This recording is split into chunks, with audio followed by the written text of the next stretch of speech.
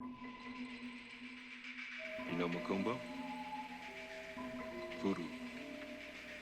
Granddad was a priest in Trinidad.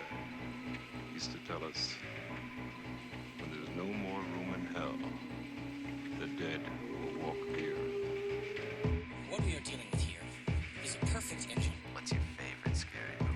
It doesn't feel pity or remorse or fear, and it absolutely will not stop until you are dead. I can't lie to you about your chances. But you have my sympathies. Hello, audience. Welcome to Sometimes They Come Back. I want to play a game. And that is going to be the extent of my Jigsaw impression because it's not particularly good, and I feel like it's inherently disrespectful to Topin Bell's performance, so that's going to be the entirety of me trying to imitate Jigsaw on this show. I'm not even going to try. I can't do accents or impersonations. I can do maybe kind of Winnie the Pooh or something, but I really can't do much else. I mean, I can't do them, but I tried anyways. I could try Kermit, but last time I did it sounded like Yoda. Welcome back to Sometimes They Come Back. I am Quinn Bailey. I am Max Corman. And today we are actually dealing with probably the most famous series we have dealt with yet. Like a actual kind of household name horror series. Our first series where no movies went straight to DVD. Yep. Except for like the short. But we can get that doesn't we'll really count. We'll deal with the semantics of that later. But yeah, this is our first series where all of the entries have theatrical releases where it has a very prominent profile. And as you can guess from the absolutely garbage impression from the opening, we are talking about the Saw franchise, which actually has a new movie in release right now. Yeah, is it still in theaters or? I think it's still in theaters. I believe it had an on-demand release relatively recently. So yeah, it's been a year and a half since we went to the theater because of COVID. It was our first movie back, from the hiatus, and it was good times had by all because it was, I had a large popcorn and got very dehydrated while we watched some soap opera with lots of blood and gore. It was, Yep. a good way to come back to the theater. Yeah. So, yes, the Saw franchise, created in 2004 by director James Wan and screenwriter Lee Whannell. The franchise we will be dealing with has 9 main film entries and a short film made as a proof of concept. And a escape room in Las Vegas that we were not able to go to. Unfortunately. That would have been fun. Yeah. So we have 9 films to go through, a extremely convoluted continuity to unravel, and a lot of wildly varying tonal shifts to tackle. So this is going to be a long one, so I think we'd better just start diving in with Saw, the 2003 short film. This is made by James Wan, who is now very much a household name as far as horror filmmakers, thanks to the success of stuff like Insidious and the Conjuring films. Wan's career starts out in Australia, where he grew up. He quickly came into contact with Lee Whannell, who was a close friend who ended up becoming a co-writer with him. Around 2003, or somewhat before that, Wan and Whannell had been writing a horror film that they intended to make on a low budget, that they wanted to sell a studio on. So as a proof of concept, in 2003, Whannell, as one of the actors, and Wan sort of gathered a small crew together, and they shot a short film called Saw that they showed to studio executives and producers to screen as a proof of concept for the feature they would want to make. Yeah, the reason to watch this is if you are a fan of the series and you kind of want to see some of its humble roots, because it's a very simple.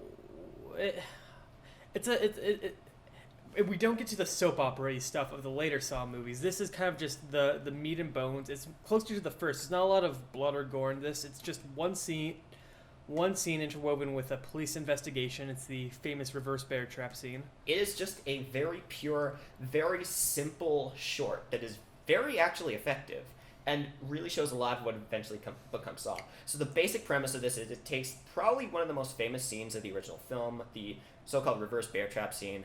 We have Lee Whannell, who plays a orderly at a hospital who is abducted by unknown captor wakes up in a room with what is essentially a bear trap chained to his face, and on the TV, a bizarre-looking puppet telling him that if he doesn't free himself within 60 seconds, the trap is going to go open and rip his face apart and kill him, and the only way to get it out is to cut a key out of the body of his dead cellmate.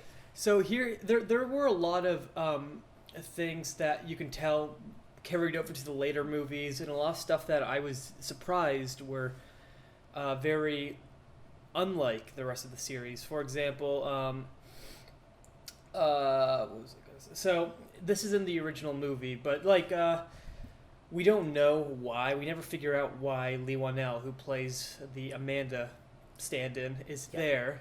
He's an orderly, and the big part about Saw is usually he says, like, you're here for this reason, or they have to figure out why they're there. We never really find that out in this one.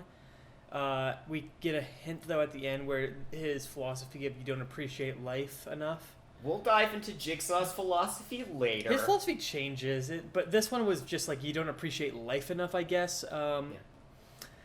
And this one, they gave Billy the Puppet a hat.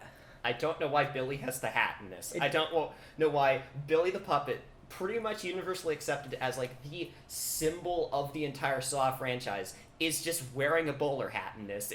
I guess they just changed it in the film. It makes it look very silly. I would have loved it if it was like a fedora. Made Billy the Puppet a neckbeard. Milady. But yeah, too disturbing even for Saw. This is very much kind of, it's already in this very similar to what we're going to get in the actual film. There's a lot of very similar Saw editing where there's a lot of very jagged cuts and a lot of motion ramping and speeding up of footage. We already get a lot of like stuff that is straight up in the script. Like everything Jigsaw says in this is pretty much verbatim from the final film. Right, it's not Tobin Bell's voice yet, though. It's just a weird whispery voice that I don't know who did the voice. I mean, it does its job for a proof of concept, but you can't beat Tobin Bell's voice. Like, but another interesting thing about this is licensed music.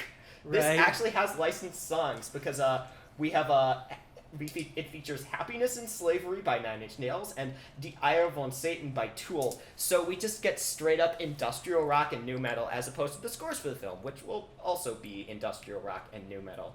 But it kind of establishes that very grungy industrial aesthetic that Saw is going to build for itself, and that's kind of going to become synonymous with the franchise. And you can definitely tell the Seven influences, you know, the David Fincher. Yeah. It's edited like Seven's title sequence, which is the big thing that's really worth noting. But honestly, my thoughts on this is that you subtract this from the context of Saw, and this would still be actually a pretty good, pretty simple horror short. You could honestly take away the surrounding interrogation stuff. Yeah. That wasn't, like, just the trap itself was good. And what's interesting about this trap, it's the same in the original movie, the movie that comes later. This, like, Jigsaw usually has you hurt yourself or something. He explains, like, he gives you this choice of, like, you do something to yourself or someone else, and then you survive. And this one, he's like, this guy's already dead, so there's not as much at risk until he finds that he is just, like, paralyzed. But again, we're going to dig into Jigsaw's morality later because that's a mess in itself. You can definitely see the just like these are the early stages of the Jigsaw character, what he does, the kinds of traps he does. But we do get one of the best traps of the whole franchise, which is the famous reverse bear trap, which is kind of the poster child of the series besides Billy the Puppet. I have a little fact about this that I found in reading some about the short. Apparently during filmmaking, James Wan and Lee Wanell discovered that the bear trap they had been using for their reverse bear trap was actually functional. Oh, no. So these two very nearly killed themselves for the Saw franchise. I don't know if that's dedication or just insanity, but either way, I appreciate it. Yeah, and a lot. We'll talk about this also on a slightly separate subject. But you know, when I was a kid, when Saw came out, I didn't watch them until I was probably still too young to watch them. But I watched them much later. Yeah, I probably started watching them. Well, the thing is, like, I remember these came out when I was in elementary school, and I saw pictures of the DVDs and whatnot of, like, these, and I thought they would be, like, the grossest, goriest. I always saw the posters at the theaters, and they're scary posters. They're gross. Yeah, and I always remember I always remembered the whole tagline they had announced of like, okay, if it's Halloween, it must be Saw, like, because they always schedule these usually around like Halloween releases. We've only had like one that's not been in Halloween. Yeah, that is the most recent one. But I just remember thinking like this is going to just be nothing but torture porn and gore, and honestly, the first two, the short and the first. When I first saw them, I was like, this is really disturbing, but it's much more mental, like, psychological, I mean. There's gore, but it's much more tame than I thought it was going to be. And I found as I'm watching these movies, I'm not here for the blood and gore as much as I am for the ridiculous soap opera that comes in with the later movies. That's why I'm here for Saw, just to see how convoluted the plot gets, and I love it. And with that, I think that's a good place to move on to the movie where it all actually began. 2004's Saw. So, our premise on this is very simply, we open with what is an absolutely killer hook for a film. We have two men who don't really seem to know each other. Adam Stanheight, a photographer, and Lawrence Gordon, played by Carrie Elways from The Princess Bride, a doctor, wake up chained to the wall in a grungy bathroom on either side. In the middle of the room is a third man who is lying in a pool of his own blood with a gunshot wound in his head and a pistol in his hand. Each of the two have been left tapes, and the instructions on those tapes tell them one of you two has to kill the other to escape. And the only way they can get out of their bindings, the chains keeping them tied to the wall, is if they cut off their own feet. It is a killer premise because we just start from nothing. We start with these guys waking up in the room, and over the first few minutes, it just slowly reveals more and more details to this little premise they've found themselves in until the final little drop of Gordon realizing we have to cut off our legs.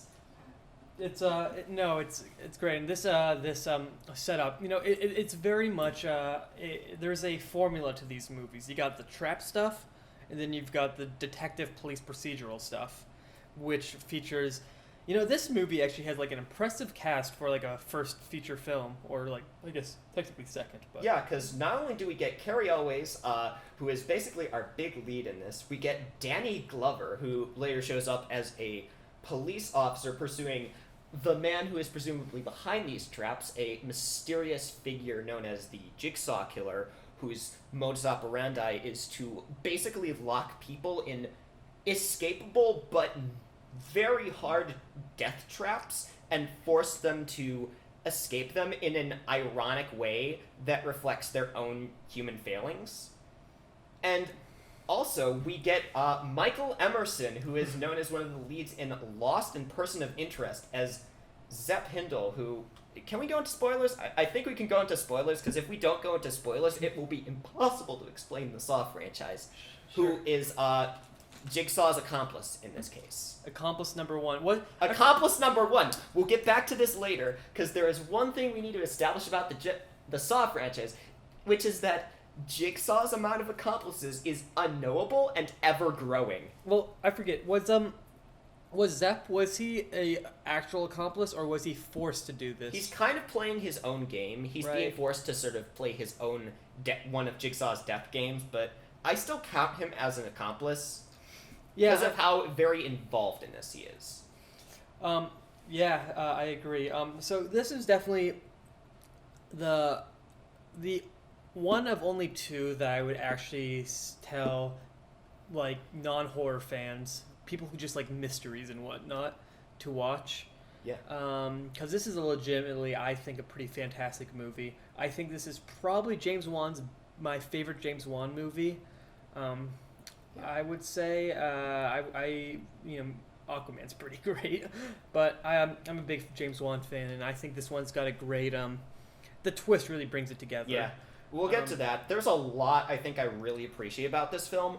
This is a excellent low-budget film. This is like a film that I think any low-budget horror filmmaker should watch in order to figure out, okay, this is how we do a lot with a little. It's a relatively small cast, despite being somewhat starry. It's very self-contained. A lot of it is interesting because it's not quite the same tone of the later Saw films, because that kind of archetype hasn't been established. This is kind of this isn't really as gory as any of the other films. We still get the death traps.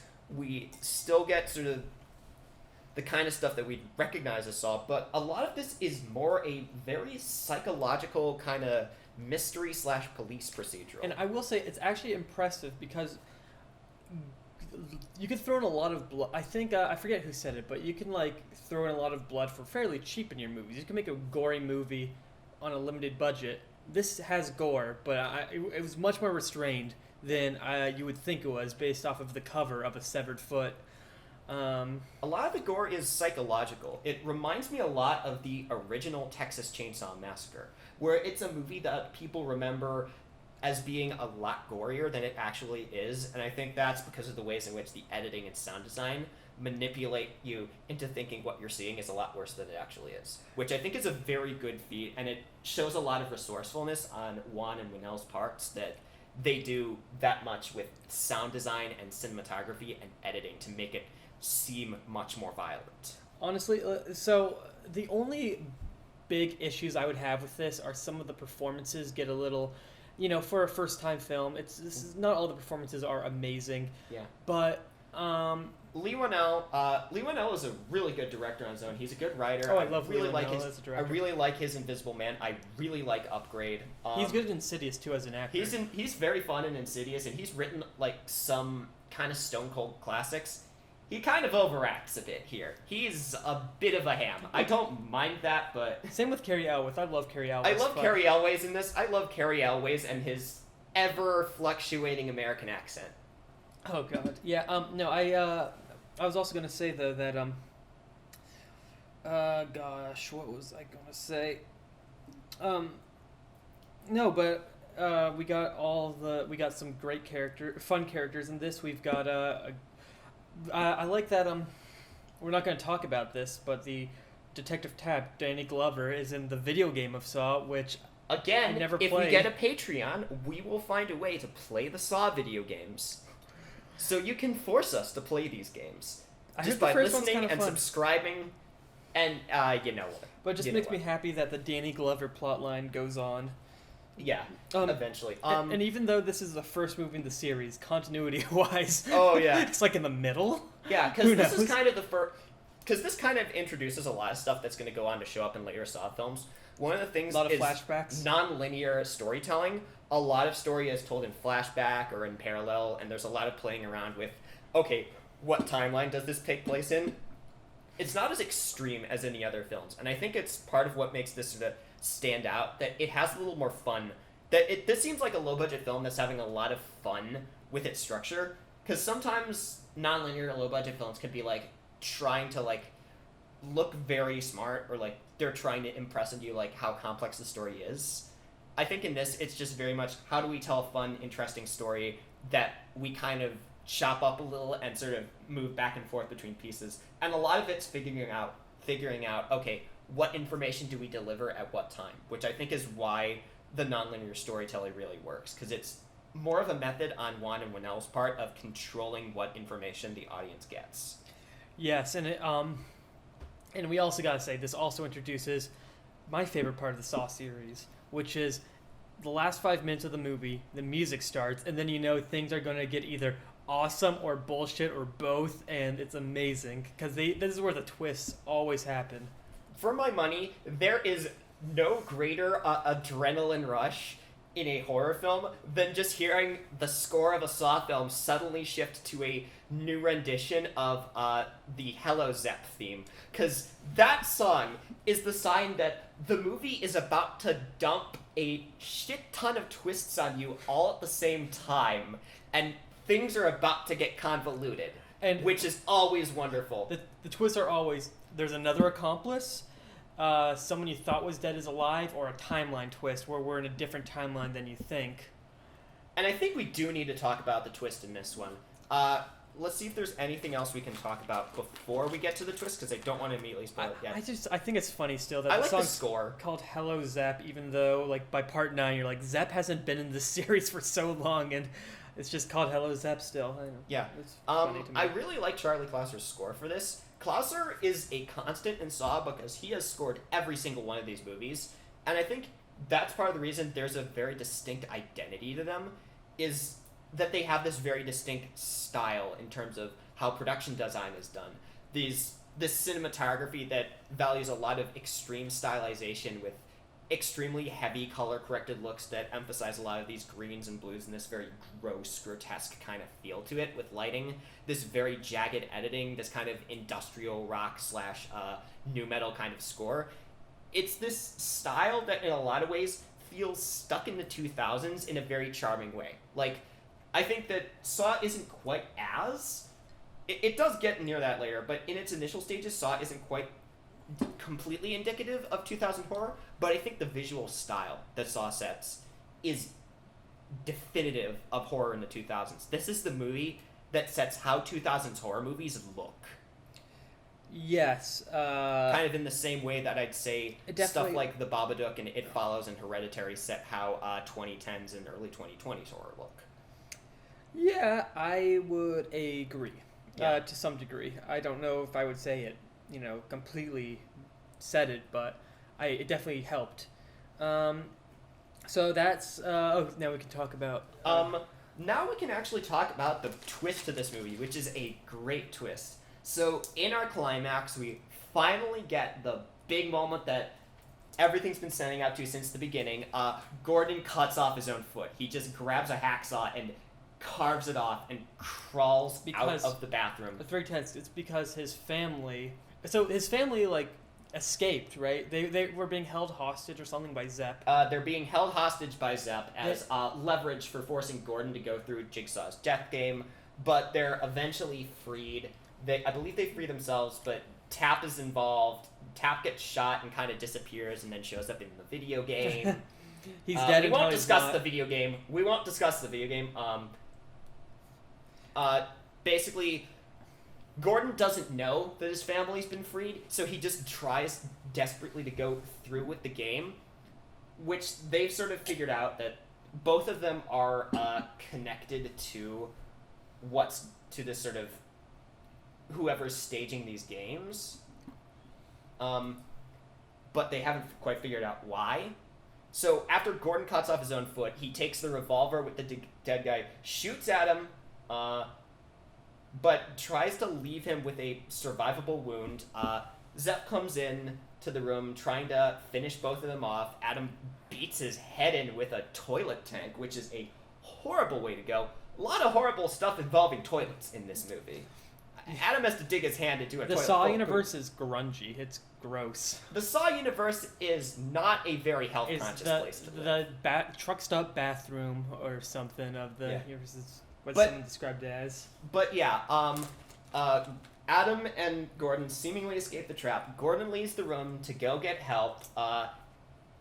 Adam tries to search Zep for a key, finds another tape, like the ones that were left for them, revealing that Zep was also being forced into playing a game.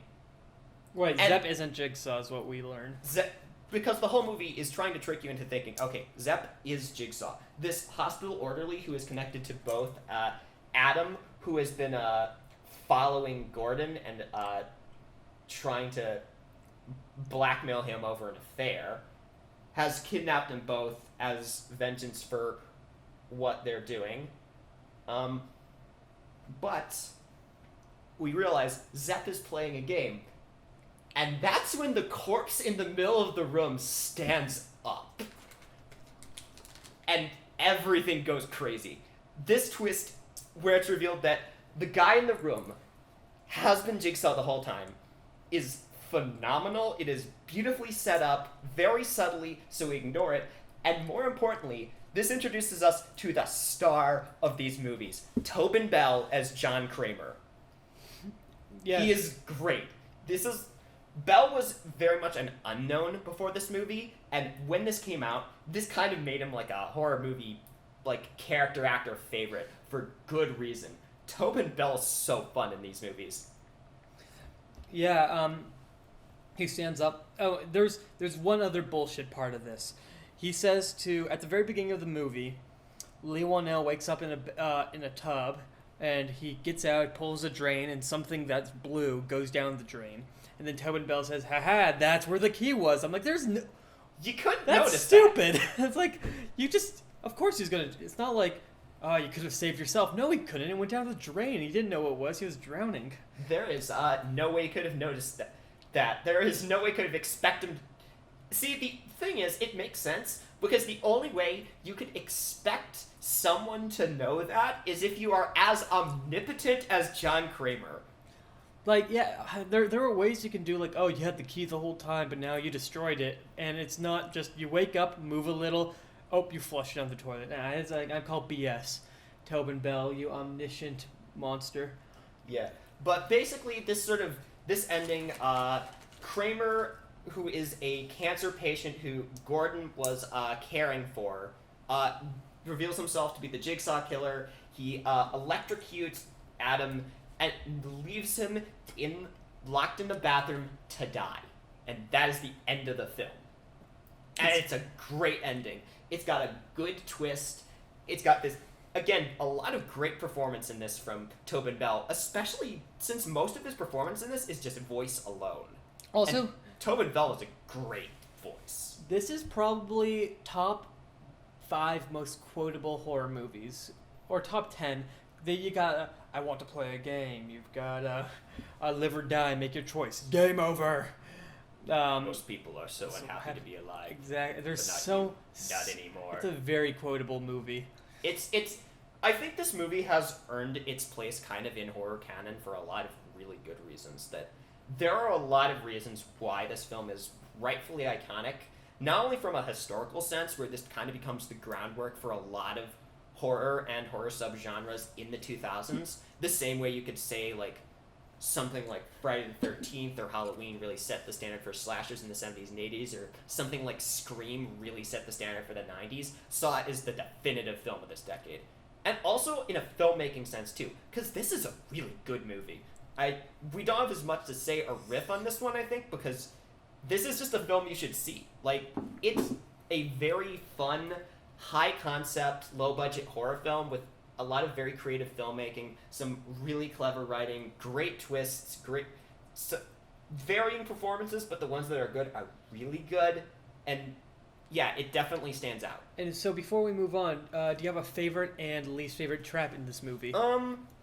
Favorite trap in this is definitely the reverse bear trap. We already discussed this in the previous short, but the reverse bear trap is just kind of rightfully iconic with the Saw franchise because it's just like simple. It kind of stands alone as its own little short film because in this version we get it's enacted not by Whannell's character but by a different character who is Amanda Young, a former drug addict. We'll get to her later. She comes back. Sometimes she comes back. In this title drop. In this, it kind of stands alone as its own little story within a story, and it's this great, effectively creepy scene that between the trap itself and how it's set up, the editing, all the fact that so many of like the quotable Jigsaw moments and recurring bits with him come from the scene. This is the scene that basically codifies what makes a Saw movie. This is like the iconic scene. As for least favorite trap, the barbed wire suicide chamber. That is a terrible trap. There is a trap early in this film where Jigsaw takes a suicidal man and is like, hey, I heard you might have said you committed suicide. I want to see if you're actually suicidal or not. I'm going to put you in a cage full of barbed wire. You're going to have to crawl through it, through barbed wire, and razors stuck to the barbed wire in order to escape. That's bullshit. I call bullshit. That man's going to fucking die either way, John. That's a dumb trap. I was just very confused with what was happening. You know, I like the editing in this movie, but I was very confused because, like, can't he go? I don't know how it would work, but I was just that's the issue. I don't know how the hell this trap would work. Is it just you crawl through barbed wire? Is that it? I mean, that's fine, whatever. There weren't any terrible traps. But that's definitely my least favorite. My favorite might... Is it cheating just to say everything with Gordon and Lee Whannell? That's That's good. a trap. And That's good. it's got I the don't know if twist. it's as full of a trap as we'll think for It's the Saw true. franchise. It's kind of more like psychological than like the very physical danger we get usually with Saw traps, but that is very effective. What I'm about not gonna lie. the trap where they fake a death so that Lee Whannell can beat Zepp with a toilet bowl like Batman did in Batman vs. Superman? Yep. Oh God! All right. So my favorite, if we're not, I will say the Gordon Lee Whannell trap. If we don't include that, reverse bear trap. Yeah, that's completely fair. I think that's Um, right. And I'd like to also make a note. Our current accomplice list is at 1 with Zepp Hindle. We'll get back to this later. Saw 2. Saw 2, released in 2005, pretty quickly. Quick turnaround, graded. yeah. Lee Same- Whannell, James Wan are not actually involved in it. Did he write They it? write this, but they aren't exactly working on this one because they're currently in. At this point, they're in production on some different projects, which I believe are later on going to become Dead Silence, Like- which is a very fun, Who's the very dummy? silly movie, but extremely entertaining. It's super fun. Very goofy B horror movie about possessed dummies. Kind of feels in a lot of ways like kind of a dry run for what Wan's gonna later do on The Conjuring, but in their place we get Darren Lynn Bousman, who is another low budget horror filmmaker who will take over for the next 4 films and will return for Spiral. He is also 3. He didn't do 5. yeah, he will. Okay, So next next 3 films, and then will return for the most recent release, Spiral. He is also known for making the weirdo cult favorite sci-fi horror rock musical Repo the Genetic Opera. That movie has Which is a a- rabid fan base. I Which is like it, but it's a rabid. weird movie. It's a very janky movie. I think it's also a very kind of charming movie. It has some great songs. It has Yeah. some really good songs. I in do. it. I do come back to the like what's it called, race for the moment, reach for the moment, whatever. The song where the girl with this eyes that can project things, and she's singing to the lead girl. Say what you will about Repo the Genetic Opera or its like execution. Got or a great budget. cast. It is an incredibly ambitious film. It is a wildly ambitious rock opera, which is a genre I just inherently love. But before that, we Well, get Darren Lynn Bousman building his name on the Saw franchise, starting with Saw 2. So this has the same cinematographer, one of the same writers, and the same composer for this. So it's got all of the pieces. However, it also has Donnie Wahlberg. My man, Donnie Wahlberg. We'll talk about this more later. He quote unquote dies at least 4 times in the series. Yeah, at and it is least 4 times. amazing. We're going to count the many deaths of Donnie Wahlberg in this franchise. What was the boy band he was in? He was New Kids on the Block. New Kids on the Block, I believe. Right. I'm not. I don't listen to them, but I think it's funny to have a Donnie Wahlberg in a Saw film. It's like sometimes you just get fun character or actors in these, like Samuel L. Jackson, Donnie Wahlberg, Danny Glover or Donald Glover, Danny Glover. Wait, Danny Glover. Danny Glover. Danny I Glover. watched a Saw movie with Donald Glover in it, honestly. I'd watch anything with Donald Glover in it. But Saw 2, this picks up a bit after the original film. Our focus on this is on Donnie Wahlberg as Eric Matthews, who is a detective assigned to the Jigsaw case. And near the start of this movie, they actually catch Kramer. Like they break into his into the abandoned factory where he's been building his little workshop, and Kramer's there, and they catch him and take him into custody. No, they don't take him into custody. They're in his base of operations, and then they just interrogate him. Yeah, but before that, Jigsaw reveals that he's started a new death game, and one of the participants in this death game, with multiple participants who are just being forced to survive these various traps, is Matthews' son. What makes these traps interesting in this one is, unlike some of the other movies, or where you're like you go from room to room, or people are stuck in a trap, This one, it feels a little more like it's like a haunted house where you can go to different rooms. It's freeform. It's very freeform. It's an open world saw which trap. makes this one stand out as more. They're still finding their footing for how the rest of the series will feel. They're still finding their footing, but this also establishes, I think, a lot of stuff that is going to become very distinctive of the Saw franchise that wasn't in the first film. For starters, this is a lot less about mystery and more of a straightforward horror film. This is just like a lot more gory, a lot more shocking traps and kills. We also get the beginning of the Saw scene transitions, which are the greatest scene transitions in film history. I don't know if I agree or disagree. They're the most interesting. Because the Saw franchise, from this point on, has a very creative way of doing scene transitions, which is just... They will try to do as many of them in camera as possible. So there is a shot early in this film where Wahlberg's character is in a hotel room. He's on a phone. He just walks basically through the wall of the hotel room, and now we're on a completely different set at a completely different time. It's wild, and I actually really love these. These are some creative filmmaking going on here. So, yeah. As for characters, I actually...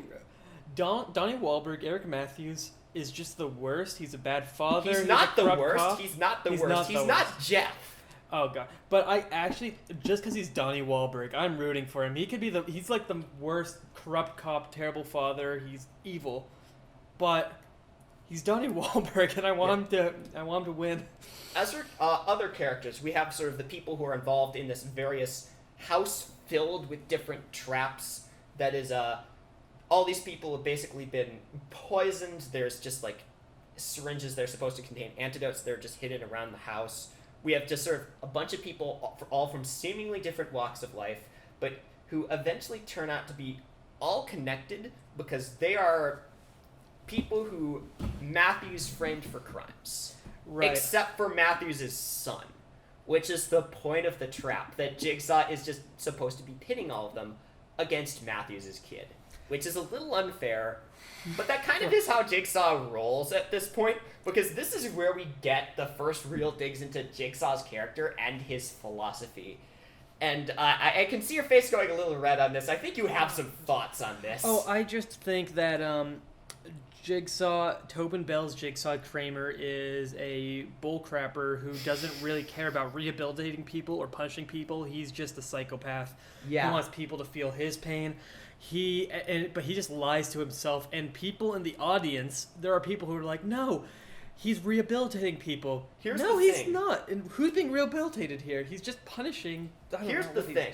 I kind of go back and forth on which movies out of the series actually buy Jigsaw's reasoning. Because for context here, Jigsaw's reasoning is that John Kramer has severe cancer, and also other reasons we'll get to later. He tries to kill himself, but fails, and afterwards finds himself appreciating life a bit more, apparently, after he commits suicide, which leads to his reasoning that I'm going to put people through life-threatening death traps in order to make them appreciate life more and rehabilitate them. Let's be honest. And I'm not sure.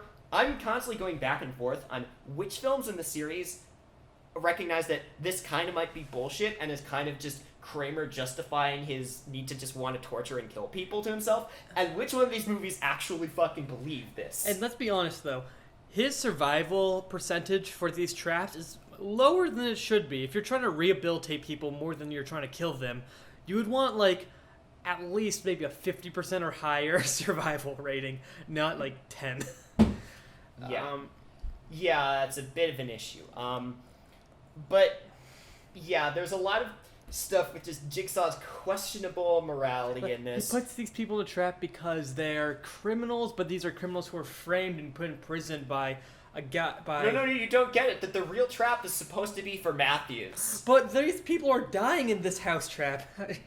Yeah, that's Jigsaw's problem. But yeah, we have that. We also have the introduction of Jigsaw knows everything.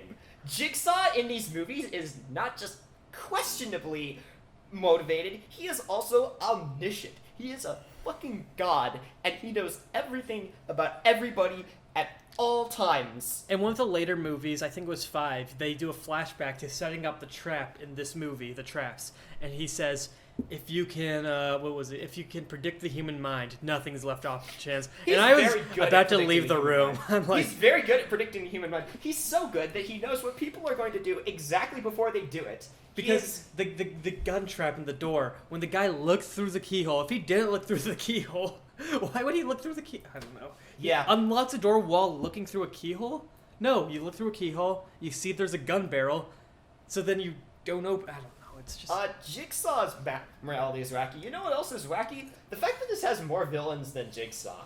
We also get, in this trap game, we also get a man named Xavier, who is one of the many... Played by Frankie G. One of the many douchebags who will get stuck in Jigsaw's traps, who are just unrehabilitatable, basically. Like, who are just, like, the most unrepentantly horrific jerks imaginable, and just do not learn anything, do not change, they just are psychos, basically.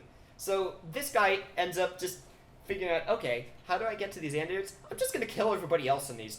Yeah, because everyone has... basically throw them into other traps. Everyone has numbers tattooed on the back of their necks, and those codes, I don't know what order, but... Oh, they each are They given. open a safe. Yeah, the code opens a safe for the antidote. And, yeah, he's a secondary villain. There's a tertiary villain in this. Eric Matthews is kind of villain, so... Yeah, there's a little bit too many villains. This is the Spider-Man 3 of the Sawverse. You know what else there's also a lot of in this? What? Multiple twists. Because this is Saw 2, which means We've we got get the two timeline twists. twist and the accomplice twist. Okay, so first to go through these.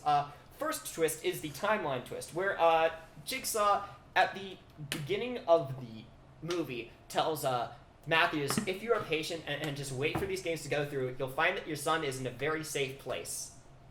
He means this very literally. The son is hooked up to an oxygen mask inside the safe in the room. A safe place? Room, because it turns out they were all watching videotapes. This this series of traps in this house happened a few days ago.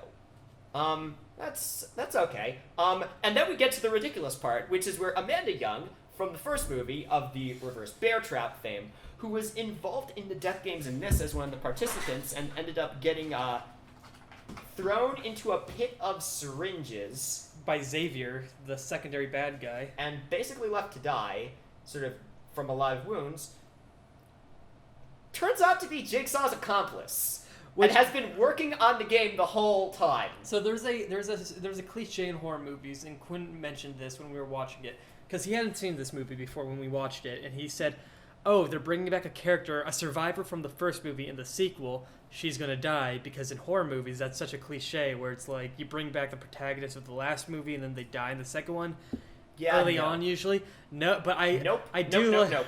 it's goofy, but it's fun. Because Saw has its own cliches. And the Saw cliche, the eternal cliche, is that everybody is Jigsaw's accomplice. I really think there's only like 3 characters in this whole universe that are not... Are not Jigsaw's accomplice. And I think all 3 of them are probably dead. It proves my point in part 7 when we'll get to it, but Okay, like... no. There are 3 people in the Saw universe who are not Jigsaw's accomplice. One of them is Jigsaw.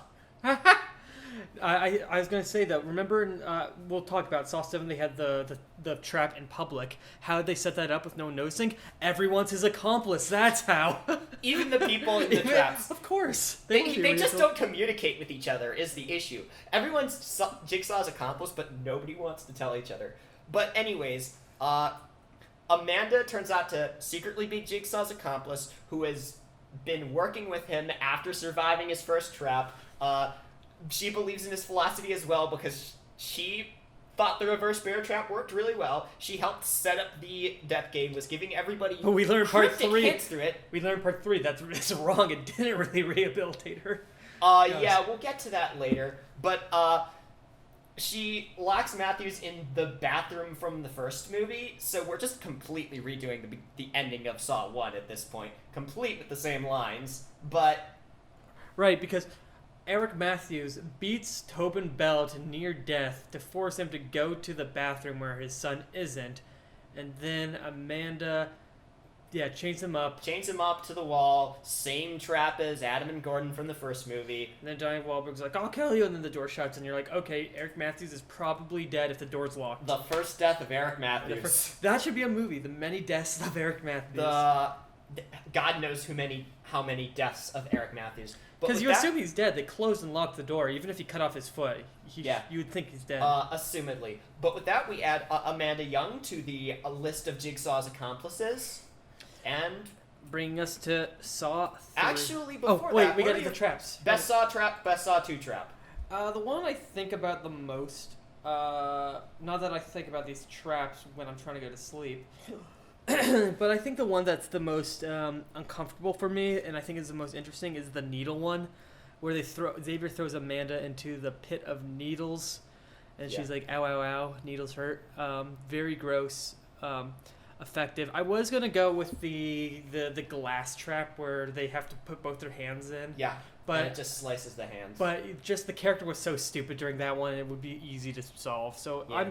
I'd say the worst one is. This is the beginning of painfully stupid victims in the traps. It's just Jigsaw is omnipotent, but I think maybe the theory might be that Jigsaw siphons the intelligence of his victims, because anyone who gets in a Saw trap makes the worst possible decisions, while Jigsaw is smart enough to be omnipotent. So Jigsaw is doing something and stealing their intelligence, presumably. If he's omnipotent and he knows who's going to die, he's not rehabilitating them, he's killing them if he knows who's going to die, which brings me to my least favorite trap, the gun in the door trap. The guy's like, let's go through this door, puts his head to the eye hole, then opens the door, and it triggers a gun mechanism and shoots him in the head. No one opens a door like that. Look, see, Max, this is just part of Jigsaw's long-running agenda against people not being careful when they open doors. Look, this is a recurring theme with Jigsaw, right? He does not like people going through doors without being careful. That's why Eric Matthews went from one scene to the other without going through a door. Yeah, and see, that's why he had to be in the trap, because he has the door issue. We'll get into the door issue later. That's a Saw 4 issue, but this is the beginning of Jigsaw's long-term grudge against So Saw 2 is when unsecured doors. The series, this one is fun. This is where the series gets goofy with the soap opera, and starts to get really goofy with the soap opera. And really shows how bullshit John Kramer's ideology is. But he still sells it, because Tobin Bell's a very fun actor, and so you at least buy, even if you don't buy it, you at least believe that he kind of buys it. Oh, I just believe that he's just like doing this for fun. I don't know. Yeah. My favorite traps, I like the syringe trap. That one's just like, it's simple. It's not like an overcomplicated mechanism. It's just simple and intense and nasty. The opening trap for this is good, if a little bit kind of derivative. Oh yeah, the Venus flytrap of the reverse bear trap from this. This is opening one is basically an Iron Maiden that's forced to close around a guy's head, and he has to cut a key out of his own right eye to unlock it. Which that trap always. So the thing with Saw, that trap feels very Abominable Dr. Phibes, actually, because the Saw films kind of in some ways feel like they're drawing on something like the Abominable Dr. Phibes, and that trap feels like a very direct shout out to that movie with having to cut the key out. I appreciate that. It might be my favorite, kind of tied with the needles. My least favorite is also the revolver eye hole. It's not even a trap. It's just dumb. It's not even like an escapable trap. It's just like it's just Jigsaw fucking with people. I would love to see. They it. open the door, the bullet goes through the keyhole, misses everyone. They just go, oh, okay, what was that? The reason why the Venus flytrap isn't my favorite, it's a good one, and I do like. It's kind of like a bizarro version of the reverse bear trap, but the thing that makes the Saw traps scary to me and intense is the pain is often something you can kind of relate to, like the needle thing. I've gone shots. I've been hit by cactuses. I know. So I know how a needle feels, not like to that degree. With the eye thing, it's just like they already made an incision underneath the eye. The key's already there. I just don't know how that would feel. So I was a little confused with like, is that really? I'm sure it's painful, but I like it because I'm very squeamish about stuff happening to eyes, as you know from my. But you love Fulci. Yeah, I think we'll eventually discuss Lucio Fulci on this, but. Yeah, I'm sensitive about stuff happening to eyes, so that will always freak me out. Yeah, this movie is 100% just for people. It's either for gorehounds or people who want a dumb story to watch late at night. So, yeah, fun, dumb fun, not to be taken seriously at all. Yeah, very goofy but entertaining. And Now it's got a slightly different. The Darren Lynn Bousman's ones have a slightly different color palette I've noticed than the other ones. This one's they're very urine yellow and orange, which is not like they're yellow green, whereas the one green and original tends to be a little more blue green. Right. Anyways, with that, we continue on with Darren Lynn Bousman's work in this franchise. The longest one year later, with the longest film in this franchise, Saw 3. We saw the unrated cut, so 2 hours. 2 hours of Saw. And this opens immediately at the end of Saw 2 with Matthews escaping death for the first time in this franchise and figuring out a way out of the trap that somehow Gordon and Adam missed, which is just breaking your foot with the toilet lid instead of cutting it off. So, yeah, Jigsaw didn't proof his traps, apparently. So he escapes. We don't really know what happens to him at first. Later on, we find he fought Amanda. He finds Amanda because she is just walking away. They fight for a while. Then he beats him, and you think she kills him. You think he's dead. Again. I think he gets maybe 2 fake deaths in this movie.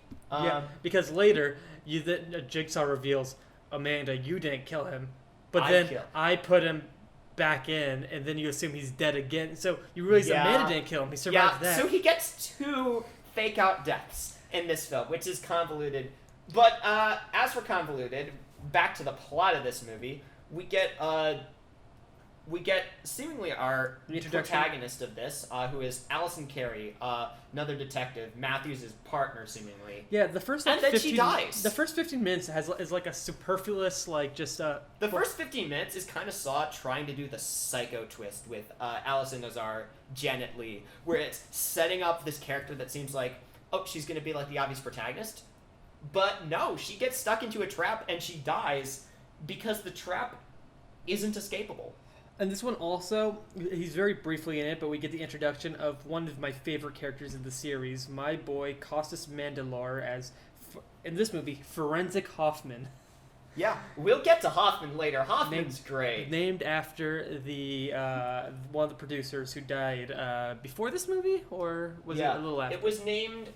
They were named after. He was named after Greg Hoffman, who produced the first 2 films. Greg Hoffman died, but the franchise decided to keep him alive by A, crediting him as a producer on all films afterwards, regardless of his status, and B, naming a character named Forensic Hoffman after him, who's going to become very important later, but we'll get to him eventually. So this one stands out in that it's got 3 plots instead of just the trap and the police stuff. It's the police stuff, the trap, and also the Jigsaw drama plot. The Jigsaw soap opera genre, English is hard, plot. In which Jigsaw's latest 2 actual victims for this are Lynn Denton, who is a hospital surgeon. What did I say? Who is a surgeon and who is abducted by Amanda, brought to Kramer, who is dying of his cancer, who needs her to perform surgery on him, and needs her to keep him alive as he brings through the next trap setup he's doing, which is centered around a man named Jeff, whose son died in a drunk driving accident and was killed by a drunk driver who ran from the scene, and Jeff has been obsessed with vengeance at that point, to the point where he just straight up does the "you talking to me" scene from Taxi Driver. I bet you forgot about the scene where Jeff just does Taxi Driver. It's in my notes. So basically, Jigsaw also has a lot picked of Jeff as Jeff do something is in here a lot. Okay, too. let's just get this out of the way. Jeff is the worst Saw protagonist. Jeff is awful. And the thing is, he's a good. The actor is Angus McFadden. Angus McFadden. He's a well-respected. He's a good actor. It's just that the writing for his character. He was in We Bought a Zoo, the greatest movie I've never seen. His character is so frustrating because Jeff is an idiot. Jeff is a horrifying moron who just does not do anything when people are stuck in traps. He spends most of his time, since the people stuck in the traps are people connected to the accident, screaming at them, and then does the bare minimum of work at the last possible moment. He is just a horrible person. He's just awful. He's just like he's so motiveless. He just kind of wanders around. He doesn't really do anything. He's terrible. I don't like Jeff. Here's an example. There was one of the traps was a judge was about to be drowned in pig meat, basically. Yeah, like rotting pig carcasses that are slowly filling a vat. Most of the traps are like, if there's a trap, there are like different kinds of traps. Some are you have to hurt yourself to escape, or you have to hurt yourself to let someone else escape. In this one, there was one trap with a judge where all he had to do was press a button. All he has to do is incinerate some of his son's belongings. He doesn't even have to do physical harm to himself to save this guy. And the trap is moving very slowly. This guy isn't going to be drowned for a while. Well, Jeff does fucking nothing until the last possible second. No, it's not. He didn't have a whole lot of time. He was. While it was like up to his ears, almost like covering his face, he was like still yelling at the judge, like, "Why'd you let the drunk driver get off?" But he's already tried to save other people, so he's gonna want to save this guy. And he goes over. He's barely tried to save other people. He went through some self-harm to help him, like the freezer lady. Oh no, that's not the worst Jeff moment. The worst Jeff moment is in the final trap, where he's just faced with the drunk driver who accidentally killed his son, and then does basically nothing to save him. Well, he almost tries, but then he kills the judge in the process. Quite possibly the funniest scene in the whole series. Where he sets off a trap meant for him that accidentally kills the judge with a shotgun blast to the head, and then doesn't do anything to save the drunk driver. He just, like, hugs his body and is like, I forgive you, as this machine is twisting all of his body parts around out of the sync and killing him. And Jeff, that does fucking nothing.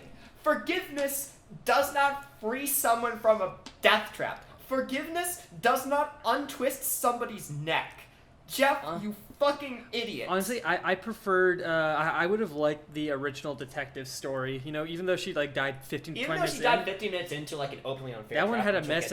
I had this in my notes. There was a Medican cabinet scare, which is, like, my second favorite kind of scare, besides cat scare. Yeah. But, yeah, as we get Jeff barely going through these traps and doing the minimum of work necessary, we move between that and back at the hospital, where we sort of have Lynn trying to perform surgery on Jigsaw and basically sort of witnessing all of this different drama between John Kramer and Amanda Young, which kind of ends up being the bulk of the film. And I'm not as sold on this part of the movie because it's a little too slow. It's got a great surgery scene. It's actually got, I think, one of the most intense scenes in the whole franchise, which is not actually a trap scene. It's just Jigsaw having to go through this extremely meticulous and realistic brain surgery. So I'm not a surgeon. Filmed in excruciating detail, and it is tough to watch. But it's funny because, so basically she has a shotgun collar around her, this person they kidnapped, and they say, if Jigsaw dies, your head explodes. This is what Amanda says. First, well, I don't know if they explained this in the movie, but, what if he's like flatlines and then they could have tried CPR, but no. It's like, I don't know. I feel like there's a issue with having a shotgun collar attached to Jigsaw's heartbeat. But they may have explained it. But the thing is, though, with they say you gotta operate on Jigsaw, on John Cameron, on Tobin Bell. What do you need to do it? And I would have thought, okay, I need medical equipment. You're able to kidnap all these people and build all this stuff. You would think like a scalpel in this, and she just says, I need a power drill. Like, I'm not a surgeon. Maybe that's how it works, but they gave her a rusty power drill that will give him tetanus, even if he survives it. I have a couple notes on this. Yeah. On this film. One is that I actually kind of like Jigsaw in this a little more than I like him in 2. In 2, you do get some of his reasoning, but it's kind of just that, like, oh yeah, he's still like this all-knowing, very talking in riddles kind of villain. In this, he's a little more vulnerable. Like, he's still the same kind of, like, holier than thou, I know everything Jigsaw, but there's a bit more vulnerability to him, which I actually really appreciate, and it brings out some of the nuances in Tobin Bell's performance. It gives him more to work with than just playing the straightforward villain, which I will always appreciate when they give Tobin Bell good material in these movies.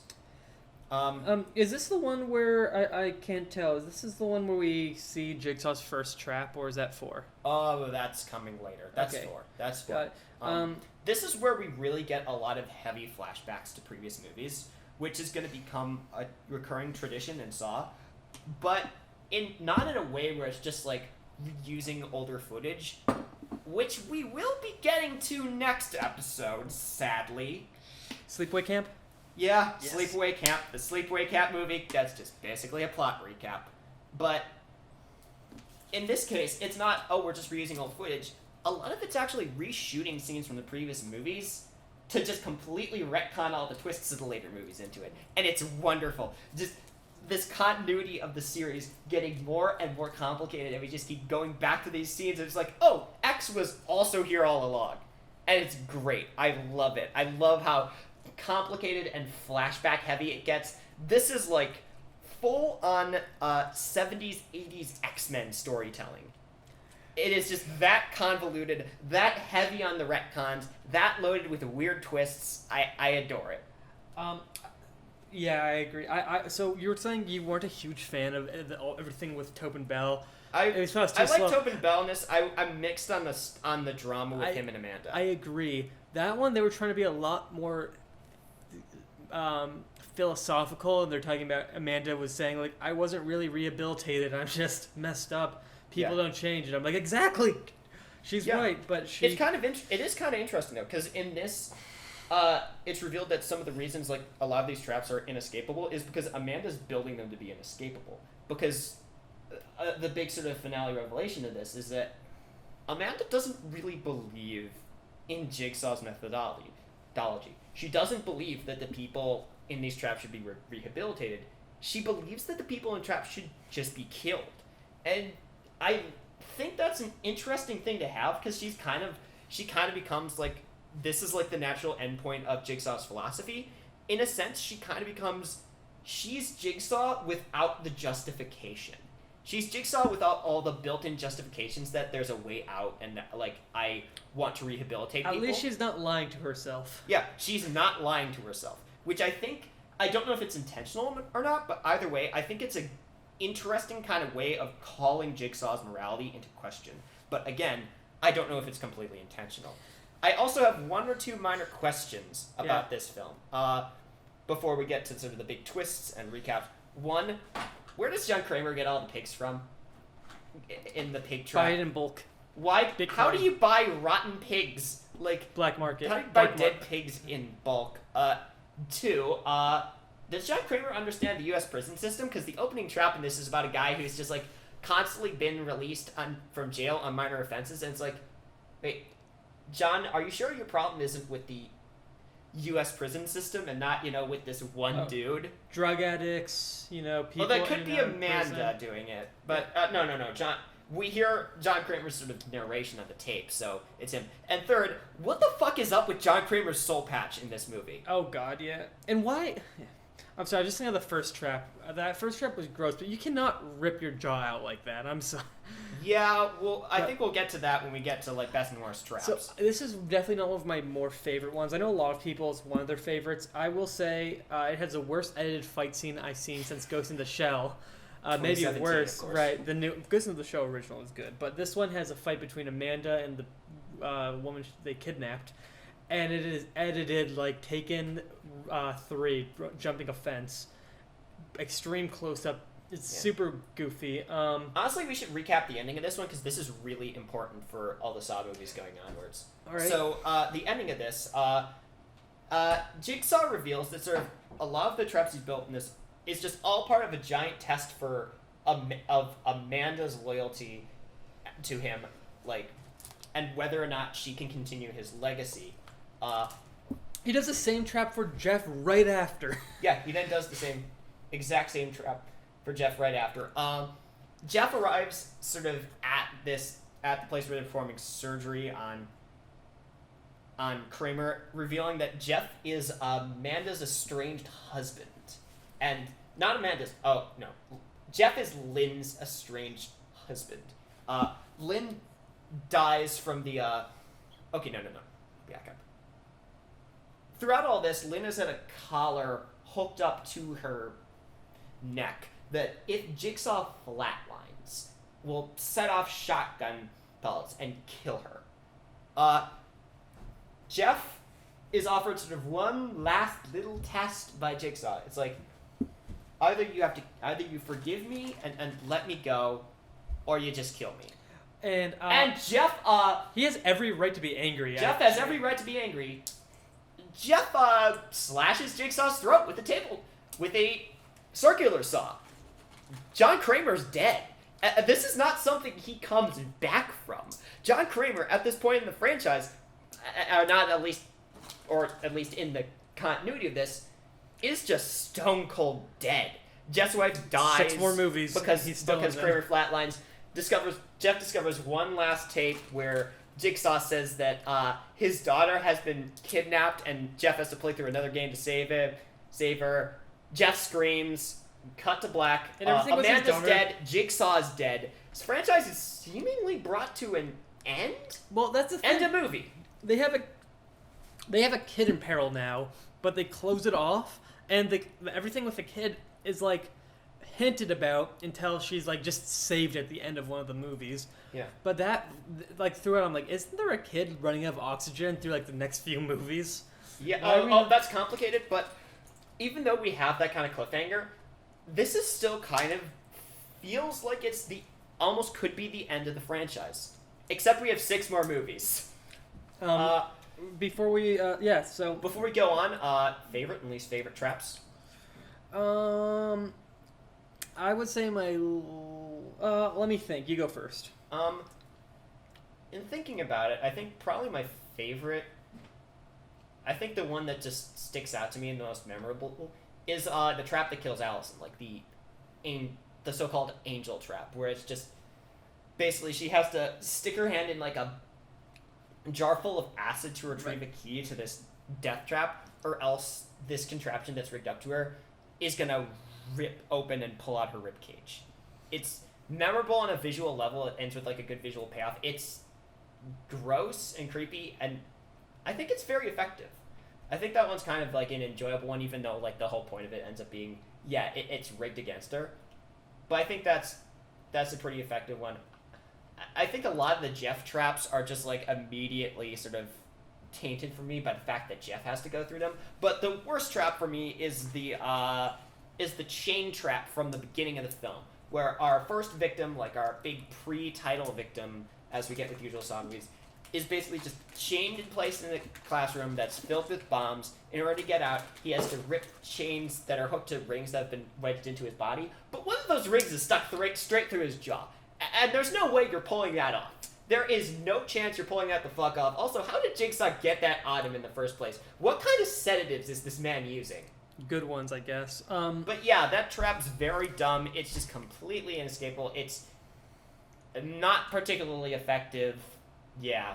I would say my favorite is probably the one with the giant crucifix that twists his limbs. Oh, that one's good. That one's very good. It's very intense. It has one of the funniest scenes where, to save him, he has to grab a key, and if he pulls a key out, a shotgun blast will go off and injure Jeff.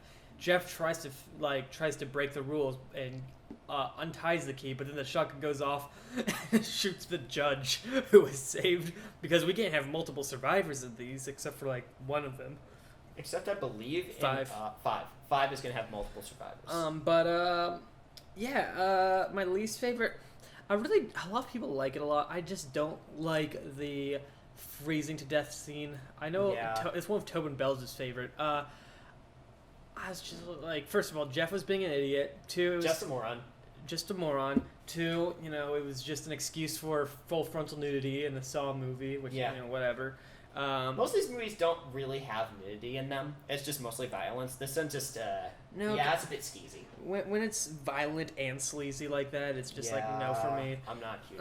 And just I don't know, I just didn't really like that one a whole lot. I would have said that one's a very close. The second. judge one, but just the smelly animal carcasses drowning is That's so disturbing. Gross. That's gross in a way I think that works. If it wasn't just press a button, Jeff, just drown your feelings for 5 seconds and press a button. Like, just turn off your brain for 5 seconds and press a button. Yes, but that's a challenge to Jeff. And remember, John Kramer knows everything. So yeah, I will say the ice one is my least favorite, and the crucifix one is my most favorite. Yeah, John Kramer knows everything. I like even after death, which brings us to Saw 4. I like the one with cross imagery. Don't like the one with scantily or nude women because I am a Puritan. No.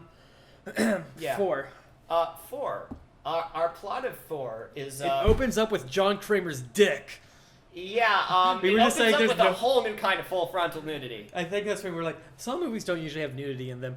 And then we go to the next movie where we see just like John Kramer's dog. Uncircumcised.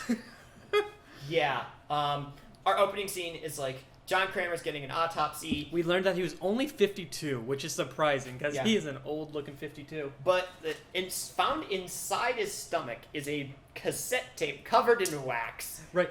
This is where we learned. Which is meant for Detective Mark Hoffman. Did you know, guys, really quick, Jigsaw is the throat goat. He swallowed an entire cassette recording by covering it in wax and just swallowing it whole like a bird.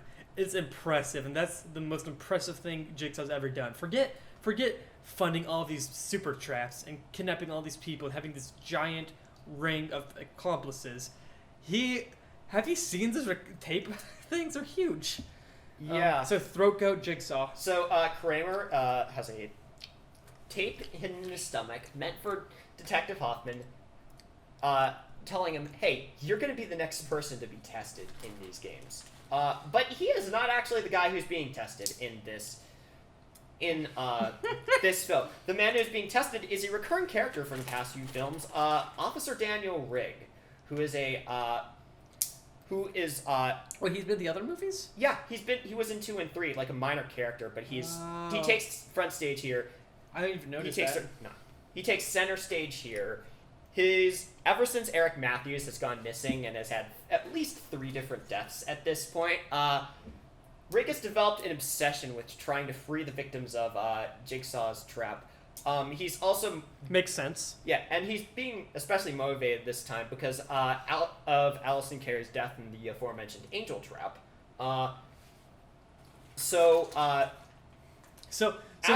At this point, we're also introduced to another big, important recurring character who is FBI agent Peter Strom, who is also involved on the Jigsaw case, and lets us know that besides John Kramer and Amanda Young, there's someone else involved in setting all this up. Yes. Yeah. This movie is where it gets almost so bad it's good. I kind of love this movie. This is where it gets soap operatic. At the beginning... I was going to say... You can see that I'm stumbling on the plot descriptions here, and that's because this is where the Saw plots get really convoluted. This is where they get very complicated. This has some of the best stuff in Saw and some of the worst. Yeah. Everything with Tobin Bell's backstory is legitimately really interesting. We'll get to that. But the actual main plot of this movie is so basically what we get Rick is contacted by Jigsaw, who's supposedly dead at this point. The Jigsaw reveals to them, "Hey, Matthews, that guy who's been dead at least 3 different times at this point, he's actually still alive, and you can save him if you do all these tests for me." Basically. And as this is going on, and Rigg's sort of going through all these traps, and Strom and sort of and Perez, his partner in the FBI, are just trying to sort of track down Rigg as it becomes increasingly apparent that Jigsaw might be framing him as his next apprentice. We get a bunch of flashbacks, largely told through interviews with the character of Jill Tuck, who is John Kramer's ex-wife. And this is probably the most interesting part of the story for me, because this is the backstory where we realize why John Kramer kind of does what he's doing. And the reason that isn't because... might not be because he really believes in saving people. It might be because a door killed his baby. It's because he's extremely fucked up, basically. Because after a drug addict at the clinic that Jill ran sort of slammed a door on her stomach during a robbery gone wrong, she miscarried. Right. And John's kid died.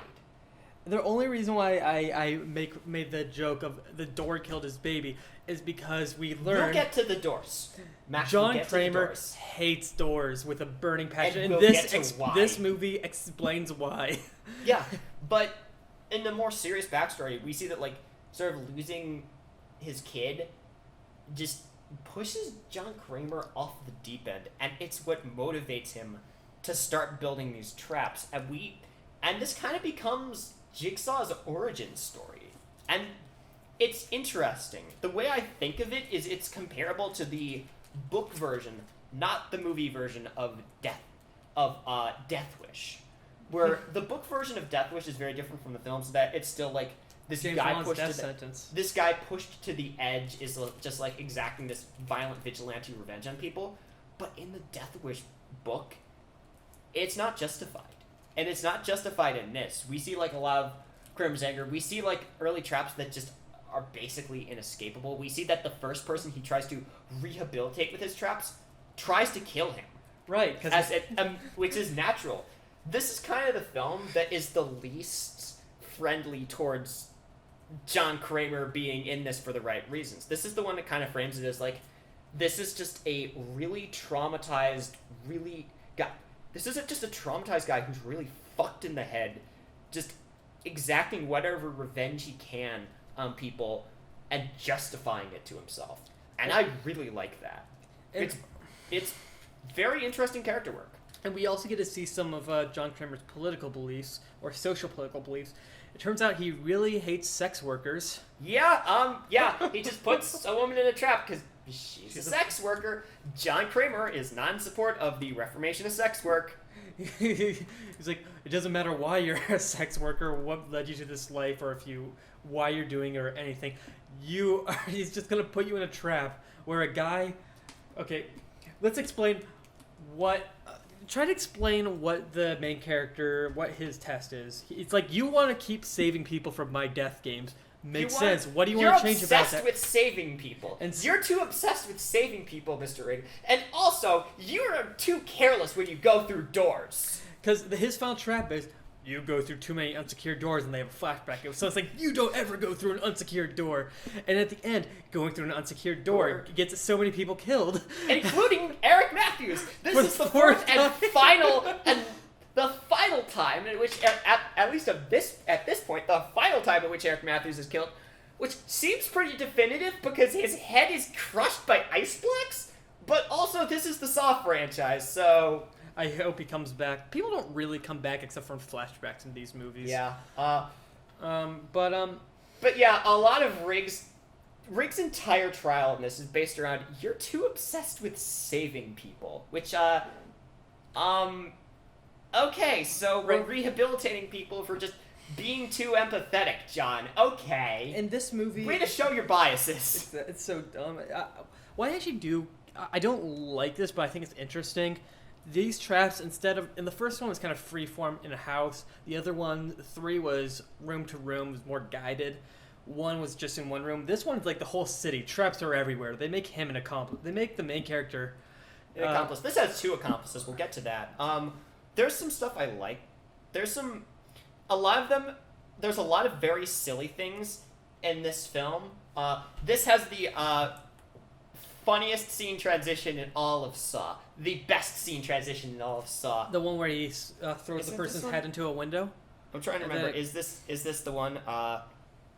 Yeah, this is the one with the best transition in Saw, where after Rig frees the sex worker from her trap, she attacks him, and she is thrown through a door, and we push through that door, and then suddenly we're immediately in the middle of another scene, and the coolest part is, there is video done of in camera. this. Yeah. It's all done in camera on set, which is It's silly as hell, but it's really creative film. Well, that's this movie. It's silly as hell. It's silly as hell. It's wildly inconsistent, but I think there's a lot that really stands out about it, and there's a lot of great moments in it. Like, I like that there's a moment in this where Rig is forced to put someone else through a jigsaw trap.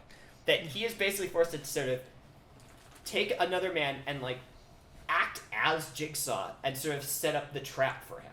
You know what I've just noticed, though? Well, besides... I'm sorry, I'm eating pistachios slowly. I shouldn't be eating when we're doing a podcast, but I'm hungry. We're on the final of the trilogy of Darren Lynn Bousman. I almost said Darren Aronofsky. I would watch a Darren Aronofsky Saw movie. Final Darren Lynn Bousman Saw. We haven't talked about the editing in these, because... Oh my god, the editing.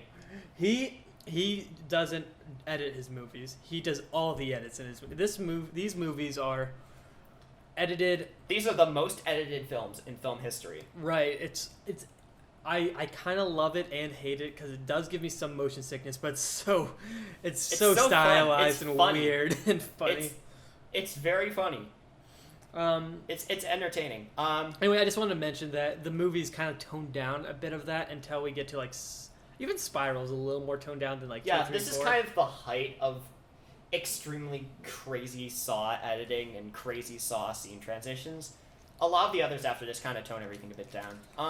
So this what's not toned down in this is the chaos of the finale. So, it's 100% just the ending to Dear Sister, where everyone just starts shooting. Everybody shoots everybody else. So, let me recap the ending of this, because this is a lot. Deep breath. Mm-hmm. So, Strom's partner ends up hospitalized after a Billy puppet explodes in her face and, like, loads her up with a shrapnel. So, Strom's off in his own. He's going to the meatpacking plant where Jeff and Lynn ended up. But surprise, this is all happening at the exact same time. This movie has been happening at the exact same time in parallel to Saw 3. So Strom shows up immediately after Amanda has Amanda has been shot, and it's also shot Lynn, and then Lynn has also been shot by Jigsaw's death trap after Jeff cut Jigsaw's throat, and then Strom shoots Jeff. But then he gets trapped in the room, which is actually really easy to leave. We find out in the next movie. It's really easy to leave. But to back it up to Rig arrives at a room where seemingly the accomplice, who is Jigsaw's lawyer, Art Blank, has been leading over this trap. Rig is told, you don't go through this door because you don't go through unsecured doors because Jigsaw doesn't like people going through doors. Because Jigsaw wants to teach the police how to do their job. Yeah, Jigsaw wants to teach the police how to do their job. But he goes through the door. That's it triggers a death trap that crushes Hoffman's head. Not Hoffman. Crushes Matthews' head. Matthews is dead for real this time. I don't count on that because there's a very real chance he survived it because it's Derek Matthews, the man who could just shake off multiple deaths like it's nothing. Seemingly Hoffman is electrocuted. Rig shoots Art, so this is just a whole mess of people shooting each other. But then we get a repeat of the Saw 1 twist where Art's carrying a tape that he's just a participant in this game. But the real accomplice is Mark Hoffman. This very minor character. The best Jigsaw accomplice. Oh, yeah. Like, Amanda is questionable in motivations. One of the later accomplices who shows up is kind of boring. Hoffman is the most fun Jigsaw accomplice, because as we get into later, Hoffman is just a straight-up slasher villain. Hoffman is Jason Voorhees if Jason Voorhees inexplicably got a police job. And I love him. He's great. He's my favorite Jigsaw accomplice. He's so good. So Hoffman leaves Rig to die and then leaves Strom to die. And that's the end of Saw 4. The beautiful clusterfuck that is the ending of Saw 4. So Darren Lynn Bousman leaves the series, for now, on a bang by just having this massive You described it as the Dear Sister sketch from SNL, and that is perfectly accurate. You could just put much to say over every single time somebody gets shot in this. When Eric Matthews, when the 2 ice blocks smashed his head, I just started humming, which is because it was in slow motion too. Yeah, I think it's also worth noting at this point that we get different writers at the franchise. Yeah, because Lee Winnell left. Lee Winnell leaves to go do his own stuff and work more with one.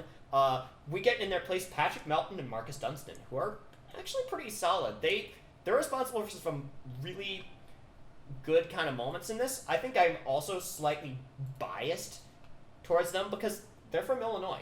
Like, they're Illinois guys, so I appreciate that. I always appreciate some Illinois representation. These movies could take place in Illinois. We don't know where Saw takes place. Saw just takes place in city, in just like the most generic American city possible, which means that it's entirely possible that these movies also take place in the same continuity as The Matrix. And these guys... There's the same color grading, the same fact that they take place all in a city, but we don't know what city it is. It's just like the most generic American city. Saw could be Matrix canon, and we don't know. I will say, these guys, they did write some very fun Saw movies. They wrote my favorite non-Saw movie, which is The Collector, one of my favorites. They wrote a Saw movie that was intended as a... It was intended as a Saw movie spin-off or something. Or a prequel, I don't know. I'm quite excited. They are going to be doing Final Destination 6 at this point, which I'm very interested in. I think given their history with the Saw franchise, it's kind of a natural progression for them to go from Saw to Final Destination, which is a great fit for them. Man, I love Final Destination. Now, before we move on to Saw 5... the only way to watch this movie, just so you guys know, please buy the Thai DVD where all the gore and violence is blurred out and censored, because that's the only way to watch Saw. The DVD, I think that's so funny that that's how they released it. Alright, anyways, quickly, before we move on to Saw 5, best and worst traps. My favorite trap would be I'll start with my least favorite, which is the opening trap. There was the opening trap's also my least favorite. I hate that one. Yeah, so there was a blind guy and a mute guy, and they're attached to other ends of a machine that are pulling it together. I don't know what we'll do. Just choke them, maybe. And then the blind guy goes, "What's going on? Where one guy's eyes are sewn shut. One guy's mouth is sewn shut." And I think you could probably cut those off with your nails, but I don't know. And they're just so dumb in that scene. They're like, they just assume. I don't know what the trap is. I don't know what they're trying to do. There's not even an explanation for this one. Yeah, there's no, like, story at the beginning. I'm just going to assume that this is Hoffman's first trap, because Hoffman's kind of enough of a meathead that this would probably be the trap that makes sense. His first trap was in part 5, we saw. Oh, that's the Edgar Allan Poe one. Oh, that's fair. Okay. But, yeah, no, that was a dumb trap. I don't know what they were supposed to do. My favorite might be the one with,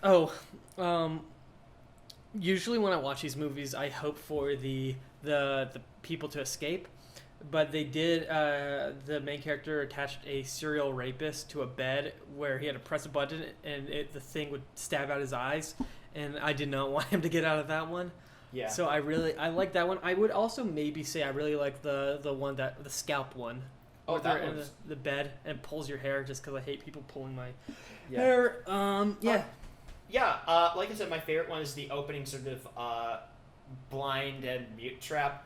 My favorite one of this is the spike trap in the elementary school, where it's basically sort of... that was a clever one. It's a great trap that kind of sets the tone for what will eventually be one of my favorite films in the series, with like more social commentary, where we have like a woman and her shithead abusive husband sort of are stuck in a harness, chained together. They have spikes driven through each of their bodies holding them together, and the whole point of it is, okay, the spikes in the woman's body, they're all in non-fatal areas of the body. For the man, though, they are. So basically, someone has to break her ties to this abusive shithead husband by just killing him, by pulling these stakes out of her body. She'll stay alive, but it'll kill him. It's like Jigsaw actually properly... It was a little annoying that she was in the trap at all, because he's like, why don't you leave him? And I'm like, you don't... Yeah, it's annoying, but I think it's it's a good effective trap, and I like how enthusiastically she just starts pulling them out. As soon as Jigsaw basically says go, she's just like no hesitation, like yeah, fuck this guy, and just pulls it out. And like this is one of the rare real survivors we get in this, which is kind of surprising. Yeah, she's good. She reappears in 7, I believe, as one of a scene I like from that movie. This also, Saw 4 really quick, also introduces a bit of a rivalry that becomes more apparent in 5 between Strom and Hoffman. Strom is the detective, and they look exactly the same. They look identical. I assume that rivalry is because they are both secretly the same person, and only one can exist. Because they are fucking identical. Oh, and really quick, Saw 4, does it have this guy in it? No, it was Saw 5 that has him, so we'll talk about it. Yeah. But, on to Saw 5. So, this one, I thought it was Mark Rolston playing Dan Erickson. He's in Saw 5 and 6 and a bit of a few of the other ones. He just looks like John Williams, the actor from Dial M for Murder. So in my head, it's in the same continuity where he's a detective from Dial M for Murder. just all grown up and like investigating the Jigsaw kill. But yeah, this opens in the aftermath of Saw 4, where Hoffman has left Strom to die and is going to take all the credit for stopping the Jigsaw killings and sort of become his public hero. Except Strom survives. And is at this point now basically on a vendetta against Hoffman to prove, even though he doesn't completely know it yet, he knows that he is sure that Hoffman is Jigsaw's apprentice and is going to shut him down. So, we sort of get a kind of Saw. So the trap plot and sort of the main plot in this are a lot more distant than they usually are. So we get our usual like Saw 2 style, okay, there's multiple people in these traps, in like this sort of gauntlet of traps, and they all have to get through it by working together. We'll get back to that. We get this separate plot with Strom trying to hunt down Hoffman as Hoffman is basically setting up everything to frame Strom as the real Jigsaw accomplice. And it's kind of very noir. So I appreciate how noir it gets. I actually really like the first few minutes of this when it's more gothic, very kind of. They got the pit and the pendulum. There's the opening trap of this is a pit and the pendulum reference, where a convicted murderer wakes up. He's chained to a table. The guy who we find out killed Hoffman's sister. The guy killed Hoffman's sister. This turns out to be Hoffman's first trap, built before he even meets Jigsaw, and the trap is. It's the pit and the pendulum. It's a giant pendulum with a blade on it that's swinging ever closer and closer down to this guy's stomach. And if he doesn't put his hand in vices and crush his hands, it's going to slice him in half. And he gets sliced in half. Mm-hmm. And it's great. And then we transition to another great trap where Strom is ambushed by one of our usual figures in a pig mask Jigsaw accomplice. Wakes up, his head is locked in a box that's slowly being filled with water. Oh, we should really be... And then he makes his way... How we got there. Yeah. He was in the room after he shot Jeff, because Jeff pulled a gun on him when the door closed, and then he just found, to escape the room, there's just a wall you can push so complicated? And then when he opens the door that was just there, he then finds a recorder from Jigsaw saying, "Hey, Strom, I know you're going to be here somehow. I know Jeff is going to be dead. I know I'm going to be dead." It's like, how did what? And he's like, "Don't hunt me," or something. I don't even know what he said. But then Strom's like, "Screw you." And then he gets kidnapped by Hoffman and put in the box where water's pouring in. He's forced to give himself a tracheotomy. He has to give himself a tracheotomy. So he escapes this trap by stabbing himself in the neck with a pen and creating a breathing hole, which is fucking metal. It's great. It's a great opening of the film. Like, our opening, 5 or 10 minutes are killer. And there are a couple really good moments throughout this. And then the rest of the movie kind of happens. The part I remember most from this is we paused the movie at one point. We saw an article. It was like, John Kramer dead. He's now been dead for... This is the second movie he's been dead for. And we read it. It's just about a school or something. It's just random gibberish about schools. Who is John Kramer? The East Side School District was closed for prom. That article is indicative of this movie. There's part... the opening of it is strong. There are parts of it are strong. it does not click. It does not cohere. Part of that, there's definite distance between the main plot and the trap plot. I think we should talk about the trap plot. Now, everybody in it's a fucking moron. But first, in case you were wondering... Children of the Jeff. In case you were worried... Yeah, Jeff's child, though. We find out this one is now safe, not explored. She's just okay. Everything about I don't know what happened with... Someone can explain it to me, but Jeff's child is okay now. Hoffman's a hero. And meanwhile, Jeff's stupidity has been interpreted by all the people stuck in this trap. Because the point of the traps is that they need to work together. Jigsaw straight up tells them, you need to work together. This movie has my least favorite None of traps. them listen. This movie has my least favorite traps because a lot of them, you know, are like all the puzzle traps. I feel like, these are like puzzle traps anyone with half a brain can solve. For example, first trap. First trap of this movie, in the trap plot, is basically 5 people wake up in a room.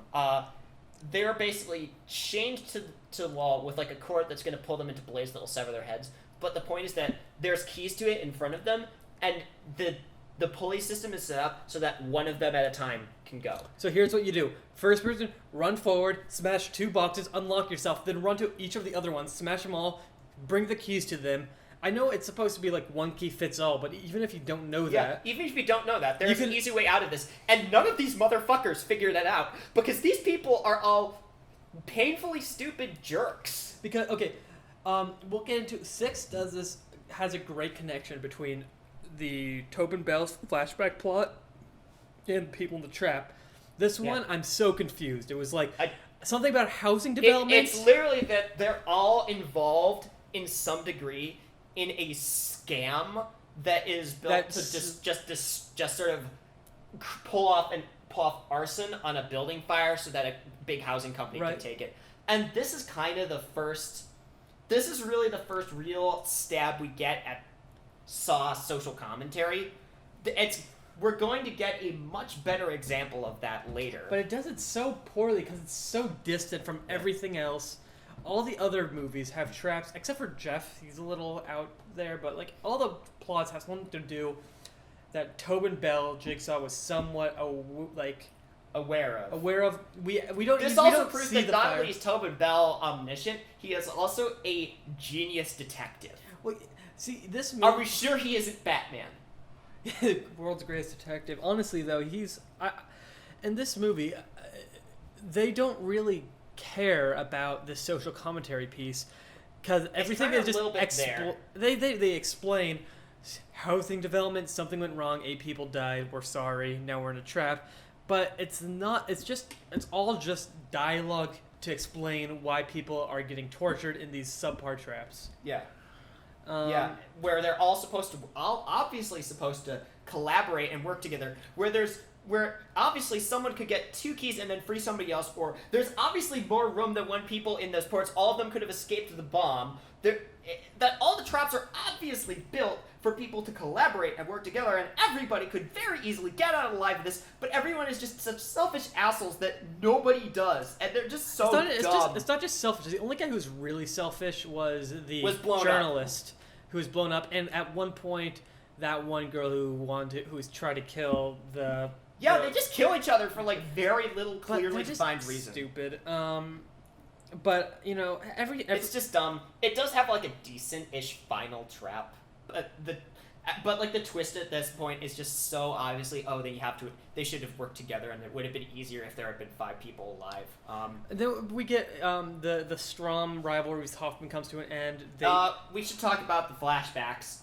The flashbacks of Hoffman's origin story, which starts cleverly, where the opening trap turns out it's not a Jigsaw trap, it's a Hoffman trap, that he went after the murderer who killed his sister and got away with it, and decides... Or got limited jail time. Limited jail time, and decides, you know how I'm going to take him out? I'm going to make a fake Jigsaw trap, and I'm going to frame Jigsaw for this. Except the problem is that Jigsaw is fucking omniscient, and so John Kramer tracks him down and kidnaps him, and then basically blackmails him into becoming his apprentice. And through a long speech where he talks about how killing is distasteful, and I wanted to throw something at the TV because, motherfucker, that's what you've been doing for 5 movies. when you know someone's gonna die, or you make a trap where one person has to die, that is murder, no matter how you slice it, Jigsaw. Yeah. You can take the hat off of Billy the puppet all you want, but you're flawed. Yeah, Well, yeah, just a couple. Yeah, this one's flawed. Strom explains a lot of things to just nobody in particular. Strom monologues a lot for the audience. Jigsaw monologues a lot as well. Hoffman has Giallo-style leather gloves. Strom also, there's a lot of like just walking around and exploring places from other movies. There's a lot of walking around. We and go back to revisiting- our least favorite trap from part 1. Yeah, we revisit the suicide chamber trap from part 1, which is so dumb. But this ends with Strom gets framed as Jigsaw's accomplice because everything is sort of set up to make everybody think that he's the accomplice. Hoffman gets away with it. I do like that final part though. He throws Hoffman into like a coffin, A coffin filled with like glass shards, and you think like that's a trap, but really that's a safe zone. That's the safe zone from the actual He trap, gets and so crushed. Strom is crushed to death.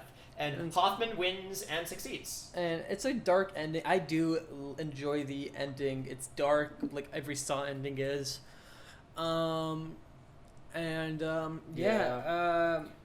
Best traps. Best My and favorite worst trap traps. is the 10 pints or pint of blood or whatever, however much it was, where Really? at the end, yeah. I mean, what else was there? That's fair. Actually, maybe No, the the boss pendulum. trap. The pendulum from the opening is my trap because I just I like the Edgar Allan Poe rap. I'll say either the pint of blood because that one was good and very hard to watch and had and the other one would either maybe the box trap. It's not my favorite trap, but drowning is terrifying, and the tracheotomy was one of the coolest things in the series. Yeah. I love that part. The tracheotomy is great. My favorite one, I still really like the opening trap. I still really like the pendulum trap as my favorite, probably. Because it's just like them just so openly saying, yeah, we're going to just do Edgar Allan Poe. Let's do the pendulum. It's just this wonderful little shout out to sort of classic horror. It would have been great to have like with Poe references and if you did vibes, you could have done like this could have you could have done like I would have loved to see Vincent Price vehicle. Should have done a whole Poe themed one, like almost like a Theater of Blood where it's all destined from Shakespeare. Make all the traps themed around Poe. You can have one that's like I don't know how you do Telltale Heart, but obviously Cask of Amontillado. Right. And my least favorite is actually my least favorite of the series, which is it's at this point 4 people are in a room and there's a bunch of glass bottles above them. Oh God, this. And there's a bunch of trap. different keys inside. The keys only open 3 things. Somehow Jigsaw knew only 4 people would survive the first trap, but he's like there are 3 keys, so only 3 people could survive. First of all, there's not any sacrifice in this one. It's just like break some keys and look really fast. Second of all, it is so clear, so obvious, multiple people can fit inside these things. And there was just, it was so bullcrap. I did not enjoy that one. The secondary, the Xavier of this movie is just killed within like the second trap, and we still have more to go. So I agree with you. That is the weakest trap of the movie. It's for me. It's the weakest of the series. I call BS on it. I'm not gonna argue with you on that. But mainly because we have something I'm very excited to talk about now. We are moving on to Saw 6, and I'm just gonna say this in advance. This is my favorite of the series beyond Saw 1. This is like the only sequels that I generally think is not like funny or like campy. I think this one is actually really good. Well, it does have some of that element. It has some of those elements, but it also has some really good elements to it. So, just to set up this is the one time where I agree with John Kramer's like. We'll get to that. But to set up the plot of this, so this takes place after the end of Saw 5. Kramer is now taken over completely as Jigsaw's apprentice. Hoffman has framed him. Jigsaw's been dead for half the series. Jigsaw's been dead for half the series. Strom is now fully framed for. Let me actually start from the top. Mm-hmm. At this point, our story starts immediately at the end of Saw 5. Hoffman is now fully Jigsaw's heir. Strom is completely framed for everything. But Erickson and Perez, Strom's old partner, who survived her trap in Saw 4, are now beginning to investigate what happened to Strum and are beginning to suspect that maybe somebody framed him. So it kind of, in a lot of ways, this film kind of feels like it's revisiting a lot of stuff from Saw 5. Like, it feels like a very much like a redo of a lot of like the ideas and structures done in Saw 5, but a lot better. And that also goes for the trap plot in this movie, which is maybe my favorite standalone trap plot in the whole series, because this is the plot where the Saw franchise does social commentary. It's very... And so, Jigsaw might hate context, sex workers, but he does not stand for the healthcare system as it is. Yeah, basically for context, this comes out in 2009, which is sort of at the height of the U.S. healthcare debate, where Democrats are very heavily pushing for some level of healthcare reform. Republicans are being very firm on not allowing this. And meanwhile, the U.S. healthcare system is completely going to shit because of the involvement of privatized companies that are basically manipulating the system to their advantage, and in a lot of cases, gouging people for prices and just limiting their policies based on who they feel will be more profitable to cover, and basically just exploiting people's well-being and people's lives for their own profit. And that is what this movie does. That is where this movie shines, because the entire trap plot of this is designed as an in-depth criticism of the privatized U.S. healthcare system, and it's fucking awesome. This is like full-on Saw social horror. It's so cool. So our actual trap plot in this is focused on William Easton, who is an executive at an insurance company known as Umbrella. So you know they're up to some bad shit, because as any Resident Evil fans listening know, no company that is ever named Umbrella and is involved in healthcare has ever done anything good for humanity. But yeah, Easton is the new victim of the Jigsaw game. As it turns out, this is the guy who denied John Kramer coverage for his cancer treatment. His company just used like these business policies that were designed to meet quotas and just strip as much profit as they could from dying people. They didn't cover Kramer because they felt, oh, Kramer isn't profitable. So this is a new interesting angle for the Saw traps in this series, because it's not Kramer really trying to teach somebody a lesson about life. This is just Kramer getting revenge. And I like just vengeful John Kramer more than I do like holier than thou John Kramer. So this is basically just him forcing Easton through a gauntlet designed to subject him to the same inhumane kind of how do you choose people's lives over others policies that his company enacts. And it's so cool. I love this one. I agree, and I also you talked about that part. I really also like the police procedural part where they're closing in on Hoffman, and it gets Hitchcockian. It gets really Hitchcockian. There's a great climax to this film that is just probably this sudden second or third best scene in the series. Yeah, where it just starts as this like tense, almost Brian De Palma-ish scene where it's just like a lot of the plot, the police procedural plot involves unscrambling a tape that contains Jigsaw's voice on it, and might just give Hoffman away. And the scene where they're unscrambling it starts as this tense De Palma-ish scene where just Hoffman's in the room with all these people, and the tape is slowly unscrambling, and the moment it unscrambles and we hear John Kramer's voice, it turns into an all-out slasher. Until you hear Hoffman's voice. You hear and the second you hear Hoffman's voice on that tape, it turns into an all-out massacre. And what he says is relevant. It says, and the moment you hear Hoffman just mention these words, right now you're feeling helpless, Hoffman massacres everybody in the film, and it's actually terrifying. That's the thing about this film. This is the one, other than the first one, that I think is really the most genuinely scary of all of them. Like, there's the awesome police procedural stuff with Hoffman, and then there's the traps themselves, I think, save for one, are some of the best in the series. Like, part of it is because that they're all really thematically unified. They're all really thought out. This is the one where I actually have a tough time picking my favorite trap, because there's a lot of good ones. Yeah, this has the most consistently good traps. And I agree with everything you said. What was I going to say? This is also one of my favorite ones. I love everything that you mentioned. Oh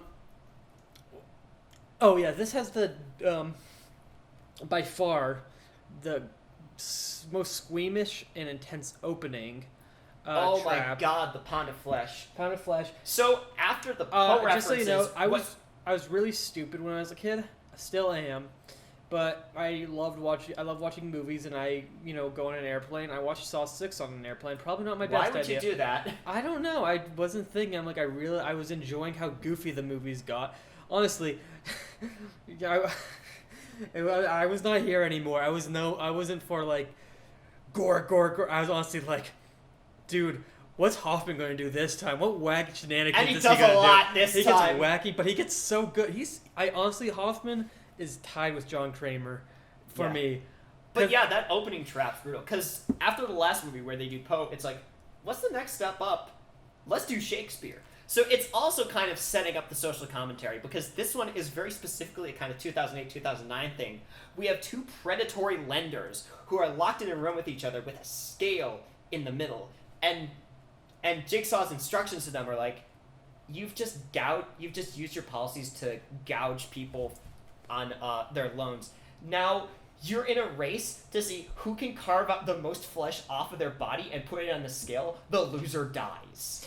So at one point, so it's just a horrifying race to see who can cut the most flesh off their body. The woman who does it wins by cutting her own arm off. So here's the thing. And it's intense. There are at least two traps in this movie that are a little bit of a slight problem, that a nitpick, which is that John Kramer puts two people in a room where one person has an obvious advantage. When we'll talk about later, with the smoker and the non-smoker. That's like the one dud trap of this movie. I mean, I like the trap, but just the concept that it was so unfair. Yeah. But what I like about this first trap is that it is very uneven. You think the fat guy with all the fat to cut off is going to win, but she just wanted But she more. swings the tables. She turns the tables on him in a very clever way. It's kind of like the reverse bear trap. It's like this story within a story that's like this good little standalone, but this time it has social commentary behind it. And that's a lot of the reason why I love this one, because it shows a lot of of a very different approach to the Saw franchise, one that brings in Hitchcockian elements, and one that's using horror as a vehicle for social commentary. And it feels like a genuinely new take on the Saw franchise. And what makes that's still very much still a Saw movie with like this elaborate soap opera and like these crazy gory traps, but with a real purpose behind them. And what makes that first trap interesting? These traps are all they're all different kinds of traps. What I They're like about all really good. What I like about though. the first trap is it's unique. There's not like a bunch of cool gadgets like in a lot of the movies. This one is just like scale and a locked room. Yeah. I really like this with that one. But I was also going to say, it also has a killer ending where the we ending's learn great. that Where it turns Hoffman's out that also being tested. Okay, let's deal with the trap plot. Let's deal with the trap plot and then the police procedural plot ending. Right. So the ending of the trap plot is actually really great, where Easton, this just sleazy insurance executive, gets to the end of this game, and he realizes that in the final room, waiting for him, who've been just seemingly abducted this whole time, are just the children. Or the wife and the Roderick from Diary of a Wimpy Kid. The wife and son of a client whose death was inadvertently caused by Easton's company after he denied him life-saving treatment. And they're just given the opportunity for revenge against him.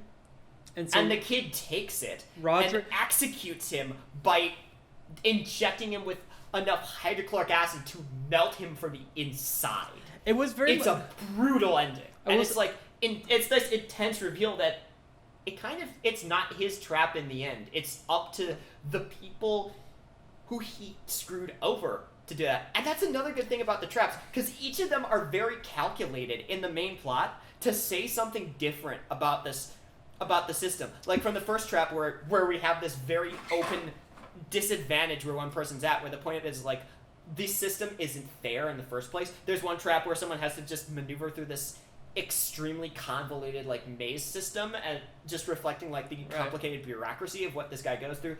And then there's one trap that is my favorite trap in the movie. We'll discuss it later. But the trap that most directly expresses the theme, the shotgun carousel trap, is amazing. We'll discuss that when we get to that.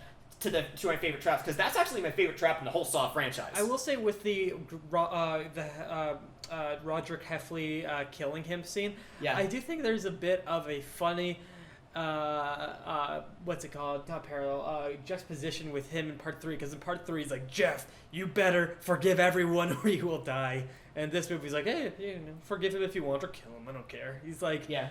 John Kramer is not 100% consistent in his Again, ideology. I like the John Kramer in this that's one more is much more- revenge-driven. But then we get to the end of the police procedural plot, which is the beautiful, beautiful return of not only the Saw melodrama, but another name to add to the Jigsaw's Apprentice list. And this time around, it is a returning character from Saw 5 and 4. It is Jill Tuck, John Kramer's ex-wife. Because John Kramer is like, hey, Hoffman hasn't really been tested? Let's try to give him a test. So then she puts a bear trap on him with no way out. Yeah. But then in a very cool beats it. moment near the end of the movie, he cheats the bear trap. He figures out a way to get out of the seemingly inescapable reverse bear trap by wedging it in between a set of metal bars and forcing it to go off wrong. And it Because rips Pan's open Labyrinth. his cheek, but he survives. And then he's like the next movie is just him going after. He becomes a Terminator in part 7. This movie ends with Hoffman turning into a slasher villain, and it's awesome. This is like if Saw 1 is like probably the most well made out of the films. It's like the most like regularly acceptable.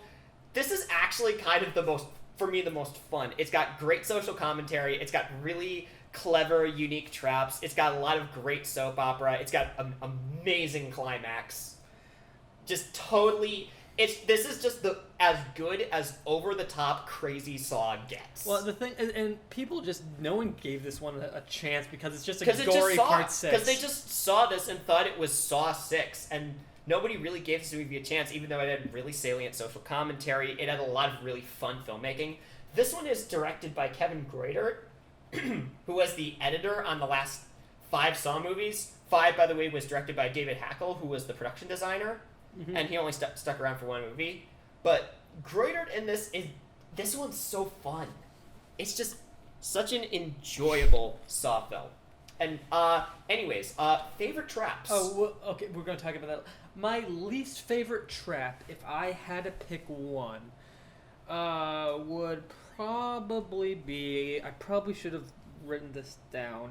Why don't you do your least favorite first? Okay, my least favorite is Williams' first trap, the oxygen trap, where it's just it's a good trap in theory, where it's just a trap where he's stuck in basically an iron lung with another person, and then the race is like who can hold the most air in their lungs, because anytime you take a breath, these clamps are going to close around your chest and eventually crush you. The only problem is the guy Williams put up against in this is a nicotine addict who has terrible lungs. And I get the point this trap is making. And I think it's still very necessary in the film because the ultimate point that the trap makes is, yeah, this isn't fair. It's like William policies in that it is completely unfair to judge somebody with severe health conditions against somebody who is perfectly healthy. And that's what William's doing with his policies. But still, it's frustrating as a trap. Even though it exists in the plot to make a good point. I still really like it, and I still think the point it makes is necessary. I just think, respectively, it is the weakest trap, but I don't think worst is a label that applies to me for it. I would say, I agree. I like the concept, the don't breathe kind of concept, no breathing concept. I really want to remake this movie where an alternate universe where the guy, whatever his name is, the smoker, the janitor, survives, and the William is his name, the main character, dies. So now it's just the janitor who has to decide. Although it's also part of the point that like William is supposed to survive to the final trial, because everything at this point is because all the traps are survivable, so to get him to the final room with the acid. Well, the thing is, Jigsaw always says you have a choice, meaning he should have. If he put the smoker in there knowing 100% he was going to die, that is murder. I wanted the smoker to survive. So at the end, he sees Roderick and Roderick's mom, and they're like, well, you could kill this guy. I don't know why you would want to, though. He's a janitor. He just smokes. And they're like, he smokes, and then they kill him. Yeah. I would say, so that one makes the least amount of sense in terms of Jigsaw's morals.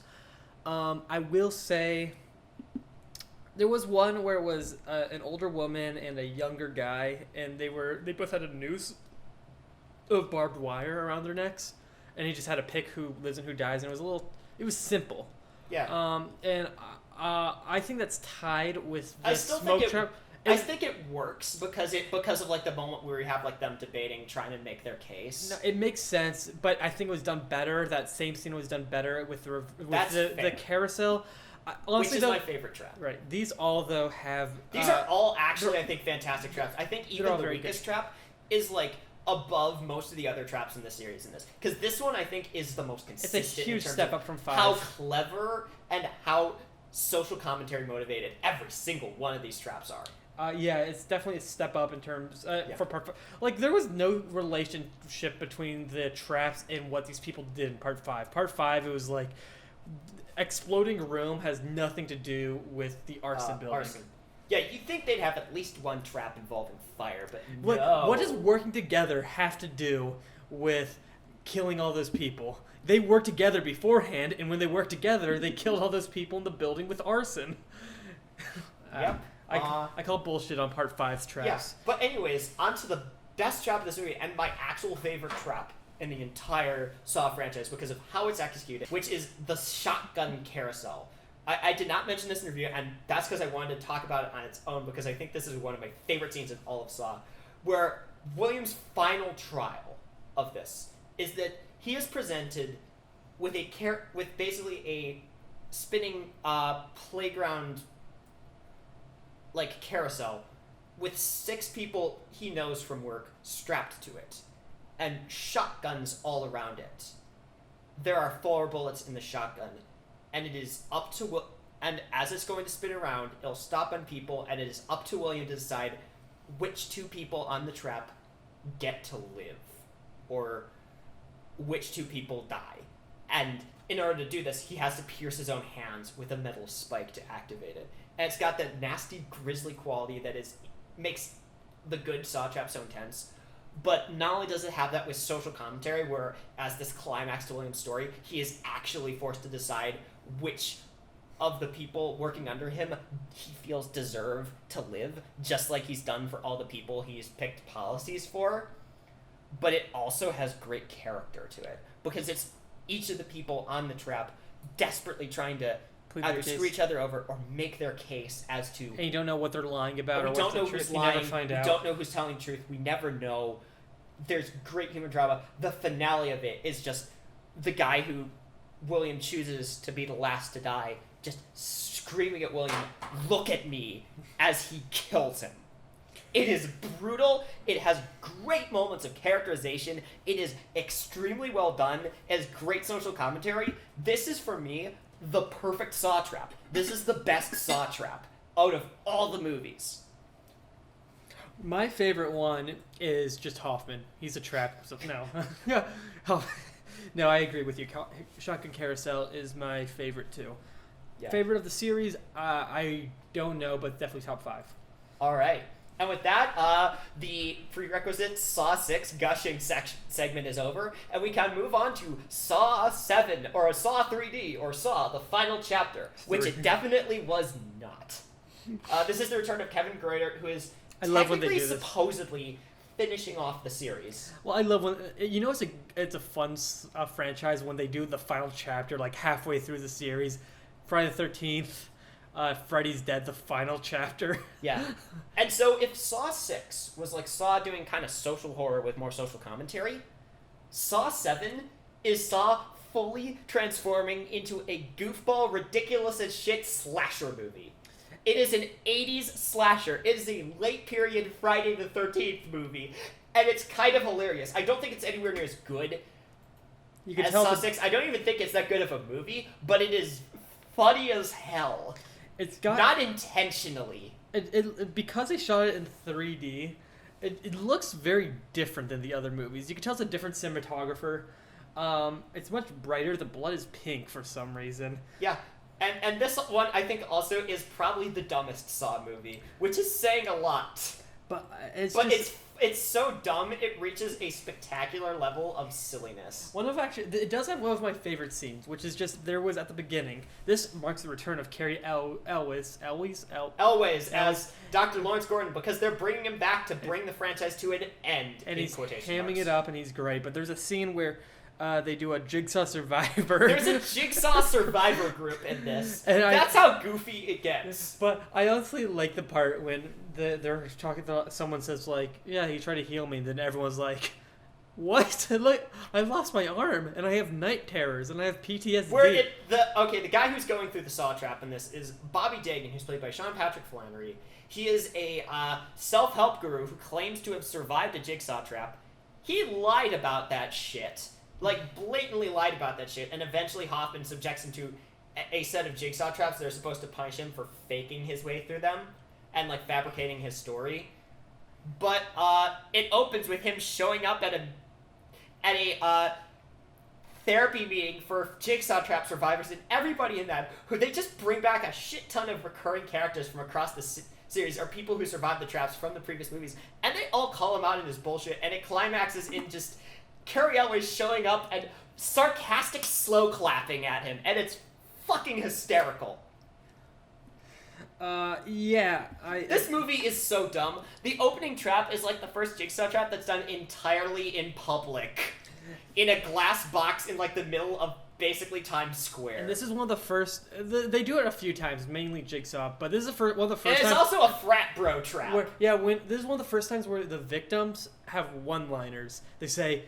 So basically, there's a saw, and there's a love triangle. There's a table. Two guys who have apparently been seduced by the same woman are in a trap with with pushable table saws, and in order to apparently win the woman, one of them has to kill the other, and instead they decide both to just murder the woman. So and they say, "I think we're breaking up with you," as they cut her. Yeah, that trap gross. It's your same problem as the freezing trap from 3. It's just kind of gross, kind of misogynistic. Like, a lot of horrible shit happens to women in this movie. This is like, again, this is why I say it's an 80s slasher movie, because a lot of violence against women in this one. That terrible dream sequence scene. Yeah. But this has Chester from Linkin Park. This has the late Chester Bennington from Linkin Park as a neo-Nazi white supremacist who is just stuck in a very weird car trap that just kills a lot of people in like a chain reaction worthy of Final Destination. So while Hoffman is doing this whole other trap thing, there's a lot of other different traps, and they're all hilariously stupid. The whole time Hoffman is just trying to kill John Kramer's ex or wife, Jill. Hoffman's just trying to hunt down Jill Talking Killer after she puts him in the river. And he's killing everyone in his way. And he's just murdering everyone and saying, it's a slasher movie. This is a slasher movie. This is like the most haphazard. This is like the most haphazard traps in the movie. There's just a trap where it's just like, okay, let's just hang people in the air above lawnmowers. Okay, that's the trap. That's the whole trap.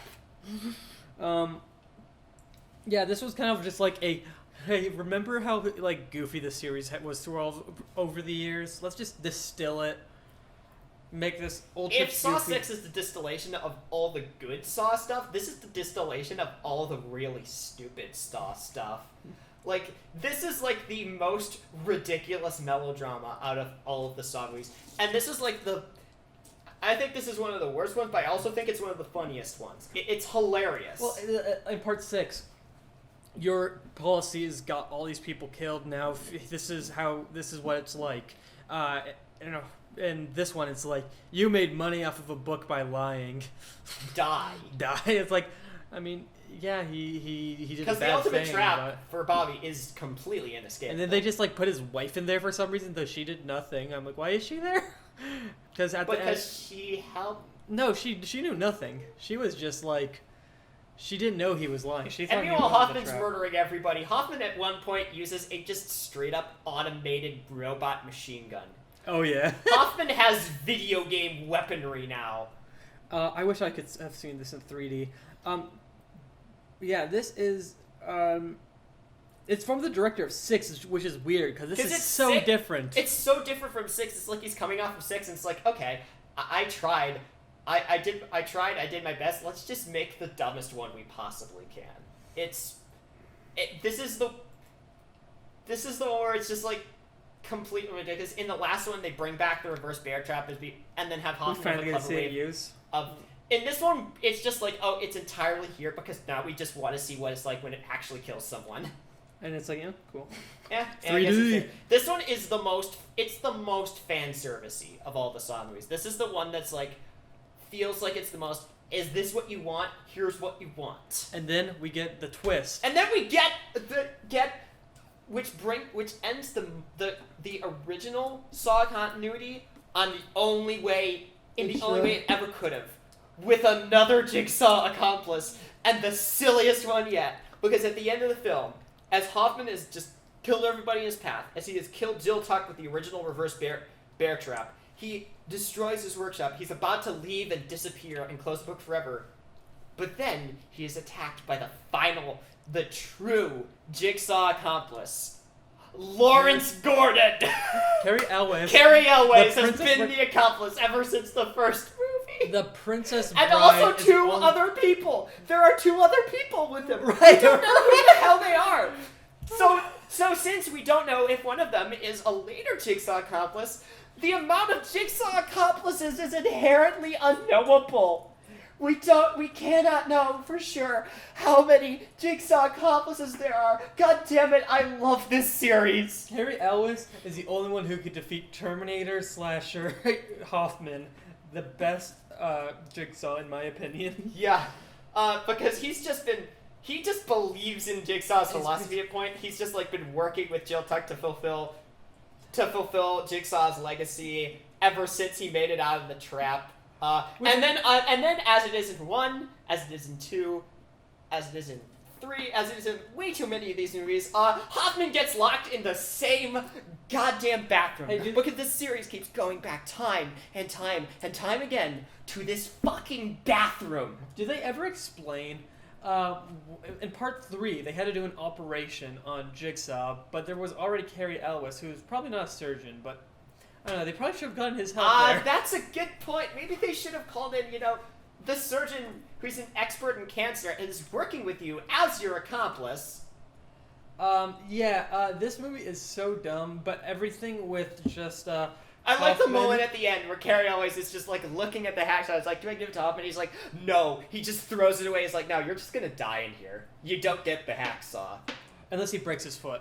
Part 2. Unless he breaks his... I hope he returns. Oh my god, if the next one after Spiral, because they said it's like a mainline Saw series, not like a spin-off like Spiral, begins with Hoffman escaping. I'm gonna be so happy. I think I'm gonna cry in the fucking theater. Hoffman is my favorite soap opera serial killer. Hoffman is wonderful. Hoffman is like the best 80s slasher villain that isn't from the 80s. Costas, come onto our podcast. We want you on. We love you. Costas and Andalor, you are fucking wonderful in these movies. God bless you. Anyway, yeah, I don't have a whole lot more to say about this one. This is a movie. It stands out as like a. It feels the most cartoony of them. Is the dumbest one, as I've said multiple times before. This is the most ridiculous, over-the-top, extremely silly one. You would think for a final quote-unquote film, the trap thing would have a lot more in common. It would be like, would be bigger, would be more related to Jigsaw himself, but they just kind of picked a stock, like, hey, this guy was lying about like just something that could have happened in any of the prequels, like anything else. That could have been part 6, and 6 could have been part 7, and 7 would have been great. Yeah, but anyways, before we move on to the next entries in the series, let's talk about our favorite traps in this one, and our least favorite. All right. The traps in this one are very, very silly. My obvious least favorite is the first one, because it's A, the dumbest, B, weird and kind of misogynistic. But the fucking one-liner. We the gotta fucking break. one-liner I see is- we're breaking up. The one-liner. Oh god, it's so gross. I don't like I'm it. pretty sure they say some before they do it. They say some variation of basically bros before hoes, which. Oh god. Excuse That's me. I terrible. need to.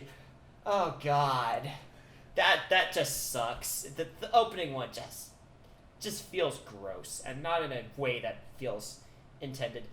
There's a lot of very silly traps in this. I might actually just have to go with that as my favorite, just for how much of a clusterfuck it is, and just how much carnage it causes. The Chester Bennington car trap. That one is just so chaotic, and that just the solution of it, just basically being turning into a Final Destination scene where it's just everybody, 4 different people die in a chain reaction of events. That leads to an explosion. It is. I don't think it's a good trap, but it's hilarious. It's so funny. I do kind of like some of these traps. I would say this movie is a great horror comedy if I thought that the horror comedy was intentional, which I don't think it was. I would say my least favorite trap would probably be, not the reverse. I mean, there were a lot of like flashbacks to dumb stuff in this. There's the dream sequence with the drill train. Yeah, the dream sequence. I mean, that was just so weird and bizarre. I don't know if I could put that. Maybe I'm probably just gonna go with the giant lawnmowers underneath. Oh, that one's terrible as well. It's like, how are you getting down? I don't even know. It's like the most low effort trap. It's just like Hoffman looking at it and it's like, I know. He phoned it in. Ropes, a bunch of lawnmowers. Yeah, that's it. That's fine. That's all we need for this trap. It was a Saturday. They called him into work. He's like, okay, here's an idea. It's like John Kramer calls him into work, and John Kramer's ghost calls him into work. It's a Saturday. It's just like, man, I don't want to be here. I know. Yeah, don't worry. Here's a bunch of lawnmowers. Figure it out. We're on movie 7. They still found out how to put Tobin Bell in these and flashbacks. They still find ways to sneak Tobin Bell into these movies, and I love it. My favorite's probably a tie between. I really like the one where that person had to be quiet because she talks too much about books or something. That actually is a pretty good one. And there's like a fish hook, and he's got to pull it out. And if she screams too much, these needles will poke her. That's a good one, actually. And then I also like you had to have a code so he gets to take his teeth out because there's numbers on them, because that teeth stuff always makes me squeamish. Yeah. So that's Saw 3D, aka Saw 7, aka Saw the Final Chapter, aka let's see all the other alternate titles. Let me pull up IMDb. Yeah. So, anyways, that is the end of the Saw franchise. El Juego de Miedo 3D, El Capítulo Final. Anyways, yeah. The Game of Death 3D, I think is what that means. This is the final entry in the Saw franchise. Until 2017, when Lionsgate brings it back in full force with Jigsaw. One of 2 different reboots of the series. Kevin Groydert is back as the editor. He's only editing this one. So this is the only one that is filmed in wide, 235? 235 to 1. Right. This one is directed by Peter and Michael Spierig, who are... I haven't seen any of their previous films. Oh, they did Daybreakers. Oh, Daybreakers. Which I heard is, very fun world building. It's aight. It's got its moments. This one also we get new screenwriters taking over from Patrick Melton and Marcus Dunstan with Josh Stolberg and Peter Goldfinger, who are also going to write the next one in the series. I'll plug my phone really quick. Actually, let me switch out batteries. So, Jigsaw.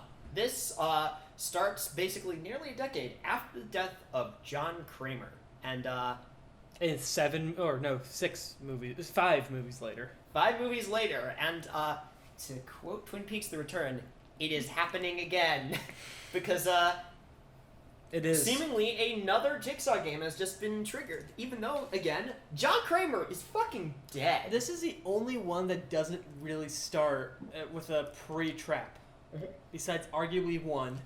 This one doesn't start with a pre-trap. This one starts with a police chase. Yeah, a police chase, but for a criminal who just gets shot, but triggers a new trap game before he gets shot. And meanwhile, as we get through the trap game, which is it's Saw 2 and Saw 5 Redux, basically, with, like, multiple people going through the gauntlet, different personalized traps. It's basically a Saw 2 Redux, essentially, to Yeah, me. because these characters aren't related like they are in like 6 or They're just kind of, 2. each all of their own thing. Even in 2, they're all related by Eric Matthews.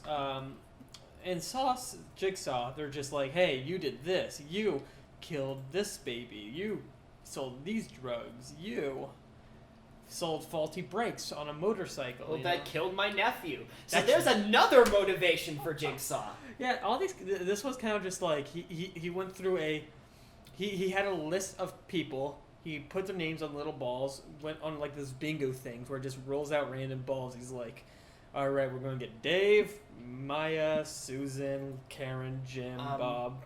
Yeah, we're gonna get.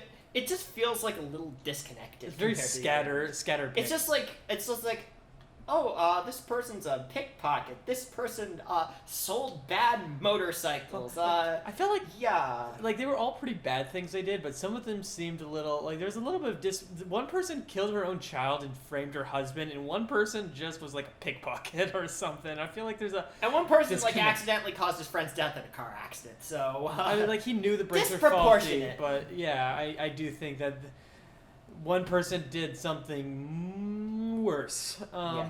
However, it should be noted that Jigsaw has got a technological upgrade in this one. He has flat screen TVs now. We will mention that He makes has no sense lasers later. now. He's got that's my favorite. He has, for some fucking reason, lasers. Lasers. In a farmhouse. And a farmhouse. And just like John a barn. Kramer was wealthy. He had somehow John Kramer just kept pulling up all this stuff. So as this trap game is going on, we have our This had one of the more- police protagonist, Detective Halloran, who is investigating. Halloran. Halloran is investigating this crime, as well as the pathologists who are assigned to it, Logan Nelson and Eleanor Bonneville. And Eleanor is our obvious red herring for Jigsaw. She is literally a Jigsaw fangirl. She has a private sort of workshop where she just rebuilds all the Jigsaw traps. It's interesting world building, but it's a bit silly. It is very silly. This is a very silly movie. No, yeah, it's all very silly. It does. It's not. I was expecting this to be like. It's very middle of the road sauce. Yeah. It didn't like try anything super new. It went with the goofy twists, of course, which we'll get to. We'll get to.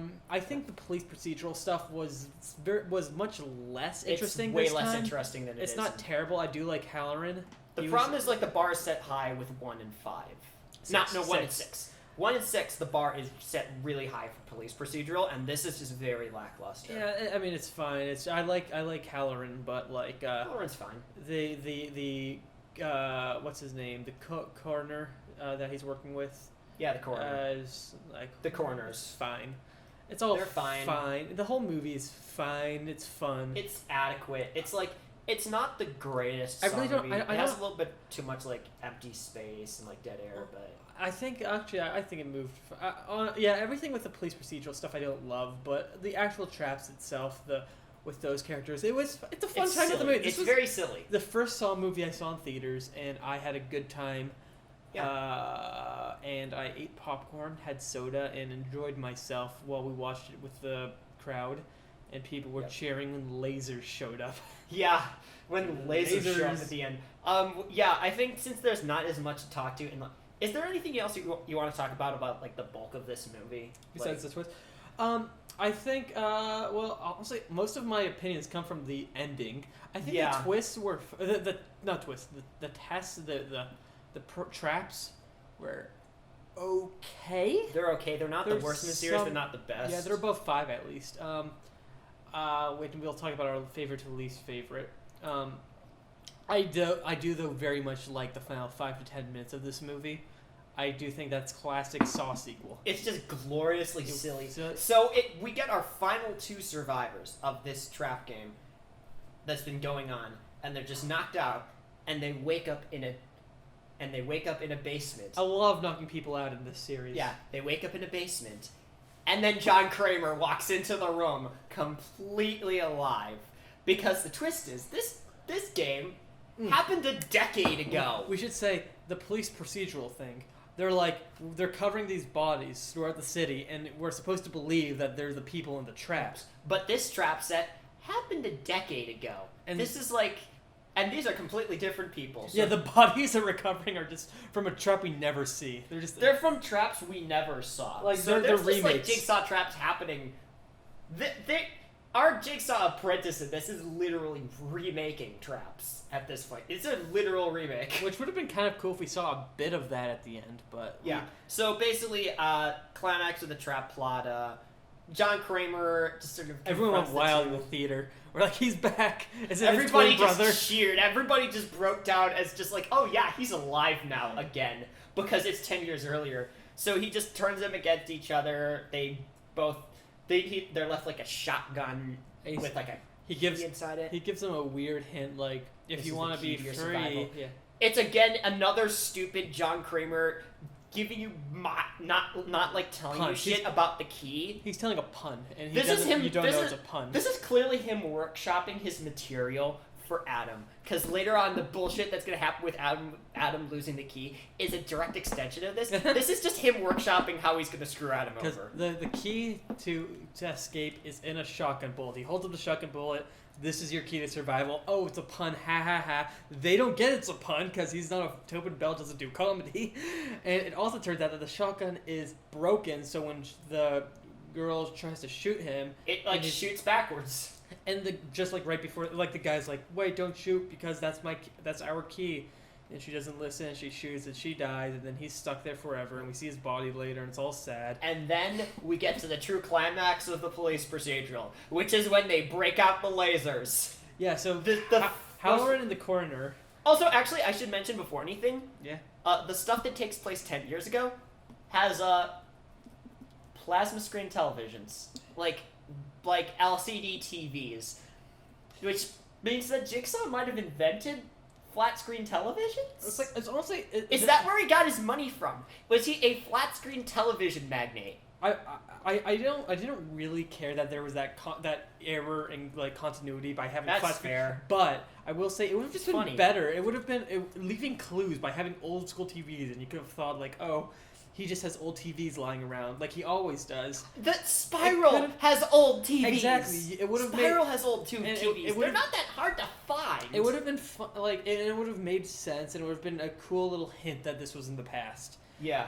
So but I feel like they that's just but, no to flat screen TVs. Yeah, whatever. Billy needs to be in HD this time. I can't wait till they time travel and go to space. But anyways, we get And this one has a lot of Halloran, comedy who has moments been in it. apparently framed, who Funny the movie's lines. been setting up. Okay, this guy's gonna be like the Jigsaw accomplice, and Logan, one of the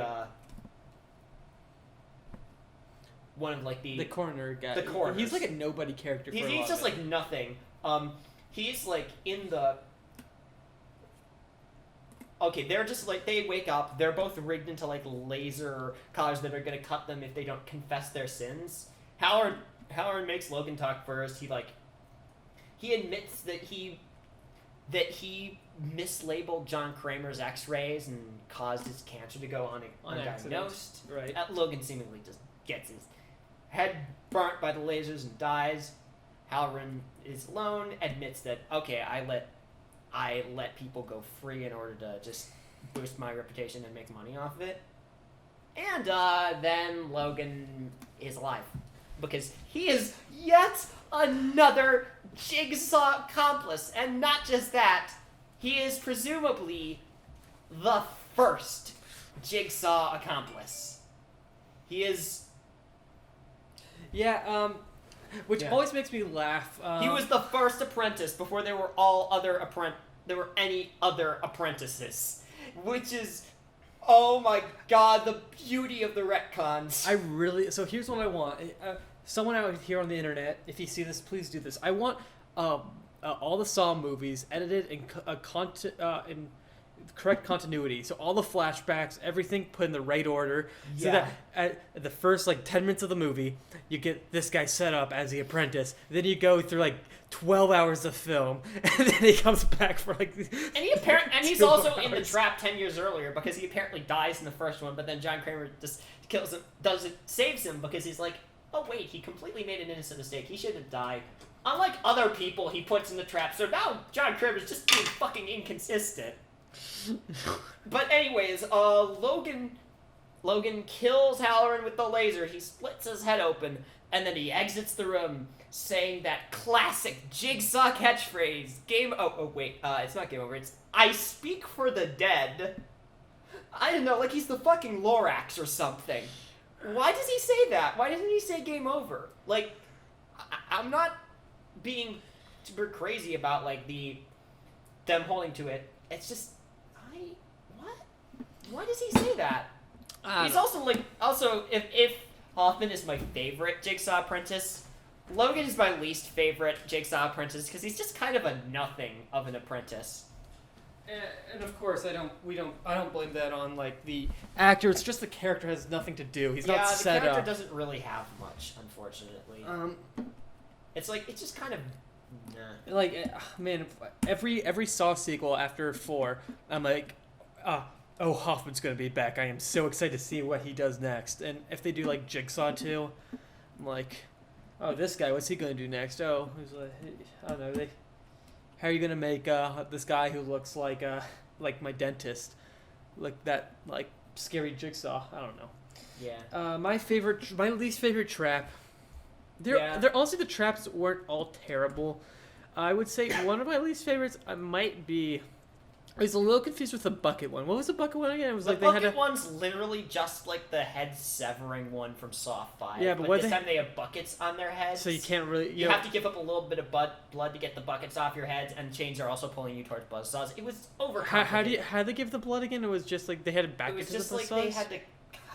I don't even remember. I forget. All right, I don't know if it's so overcomplicated. Yeah, I would say though maybe there was. It looks cool, but there was like a spiral trap where was this spiral blades that go down. It's like a big cone, and this guy is being lowered into it because they somehow knew that this guy would hit the tripwire, and he's being lowered in. He has to reach down as he's being lowered in and press a motorcycle brake to stop it. So if he does it right, nothing happens to him. No blood is spilled or anything. He just has to press a button. But he's really stupid. He cuts himself a little. He stops moving. A girl helps him and stops him trapped for a few seconds. He still does nothing. And then just blood flies on her face. I have no idea what happened. It was a cool looking trap from a distance, but I was not sold. And my favorite trap was probably I like, if we count the shotgun scene, I like that because that kicked off the fun twists and whatnot, or was in it. And if we're not including that, I like the one where they're in that mill and it's the grain silo. The grain silo. That's like a good multi-part trap where basically these characters are stuck in a grain silo that's sort of filling them up with grain and like trapping them within, and then just like saw blades and pitchforks start to fall from the ceiling, and the only way for these people to get out is if someone else cuts their own leg off with a set of wires. The issue with that is that how did they know that guy would go into... Because a lot of these traps, it's not like people are forced into these traps. They accidentally stumble into them. It's like, how do you know that guy was going to stumble into that one? It said no. I don't know. There was a whole lot of... this one, the traps have a lot more, I guess, plot holes. But, whatever. I like that one enough. Yeah, I actually think that one's probably my favorite. That one's fun.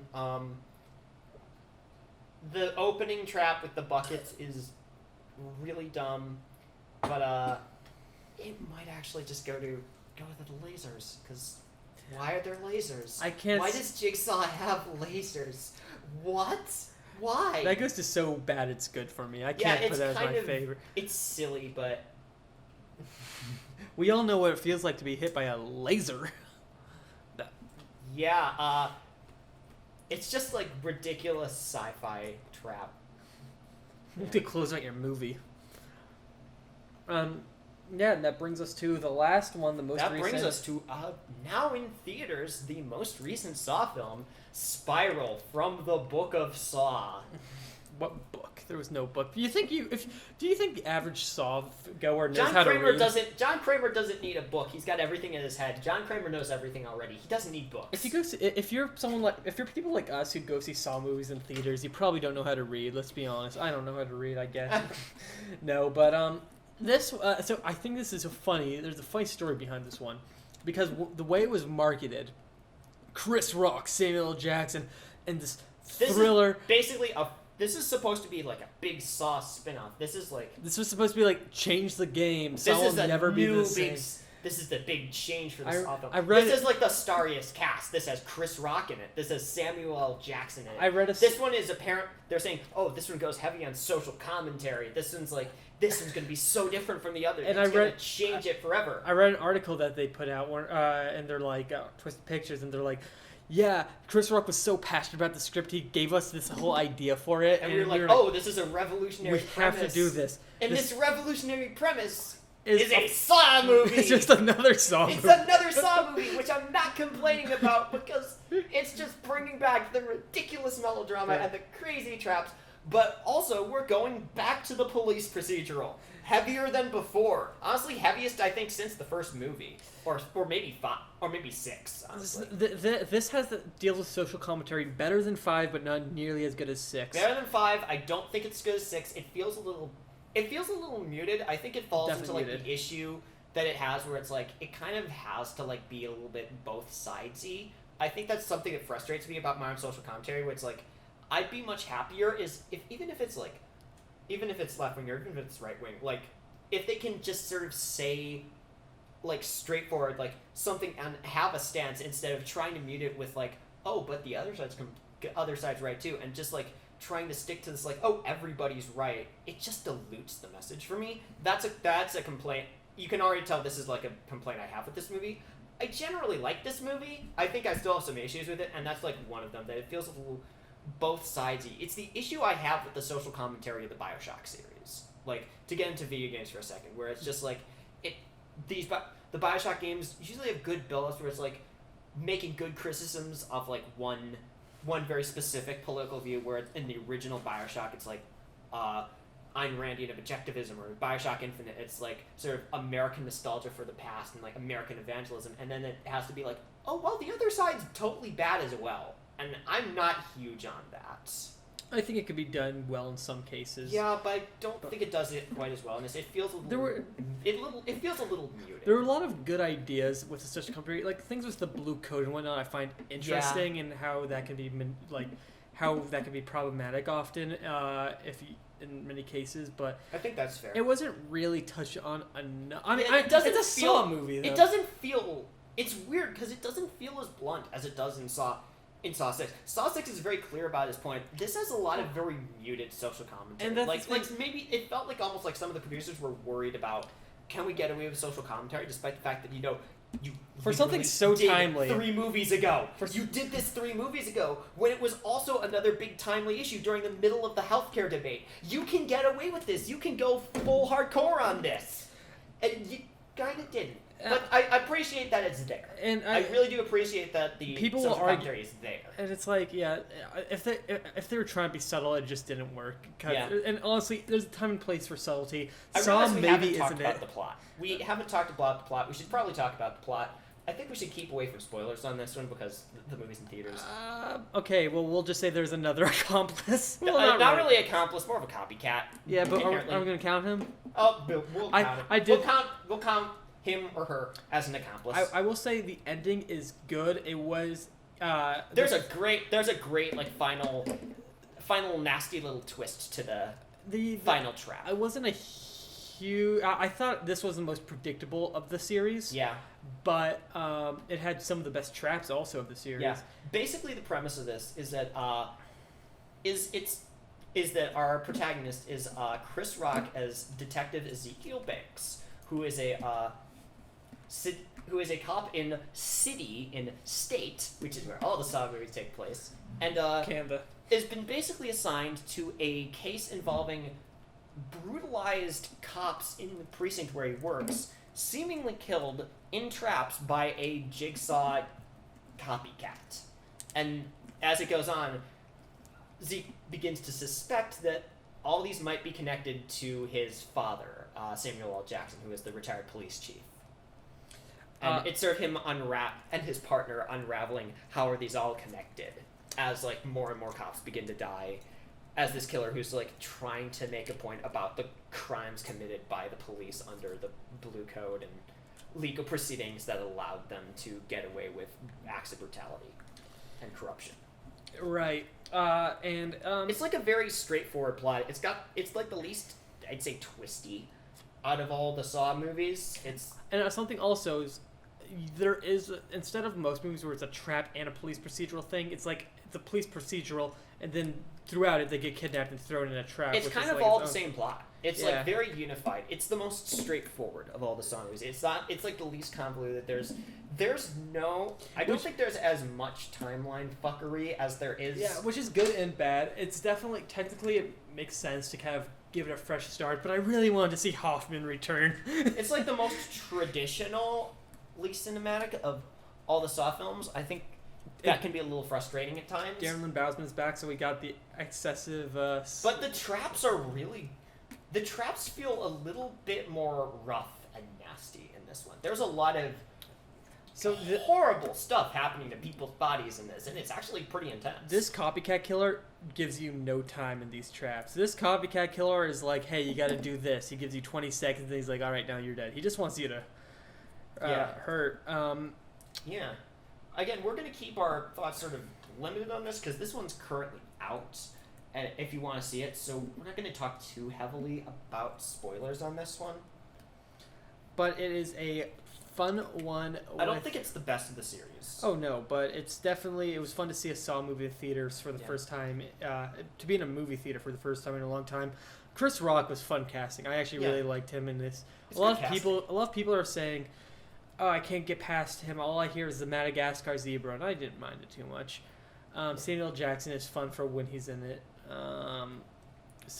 But honestly, this movie, it's solid, and I will watch the sequel. It's fine. I don't think it's like the greatest Saw movie. It doesn't have like, it isn't quite as original as the first one. It doesn't have like the bombastic excess of like the later sequels. I don't think it's a bit predictable too. I think in terms of like social commentary of Saw, it's not as fresh or as like hard hitting as I think Saw 6 is, but it's entirely fun. It's a enjoyable mid-tier Saw movie. And there's no puppet. Instead, it's a pig puppet, which is actually everything with like the puppet stuff. I actually, instead of Tobin Bell's voice, this is the first movie without Tobin Bell, only a picture of him, and the voice of the new killer is like a robot voice. I actually really like it a lot. It kind of reminds me of like Kylo Ren for some reason.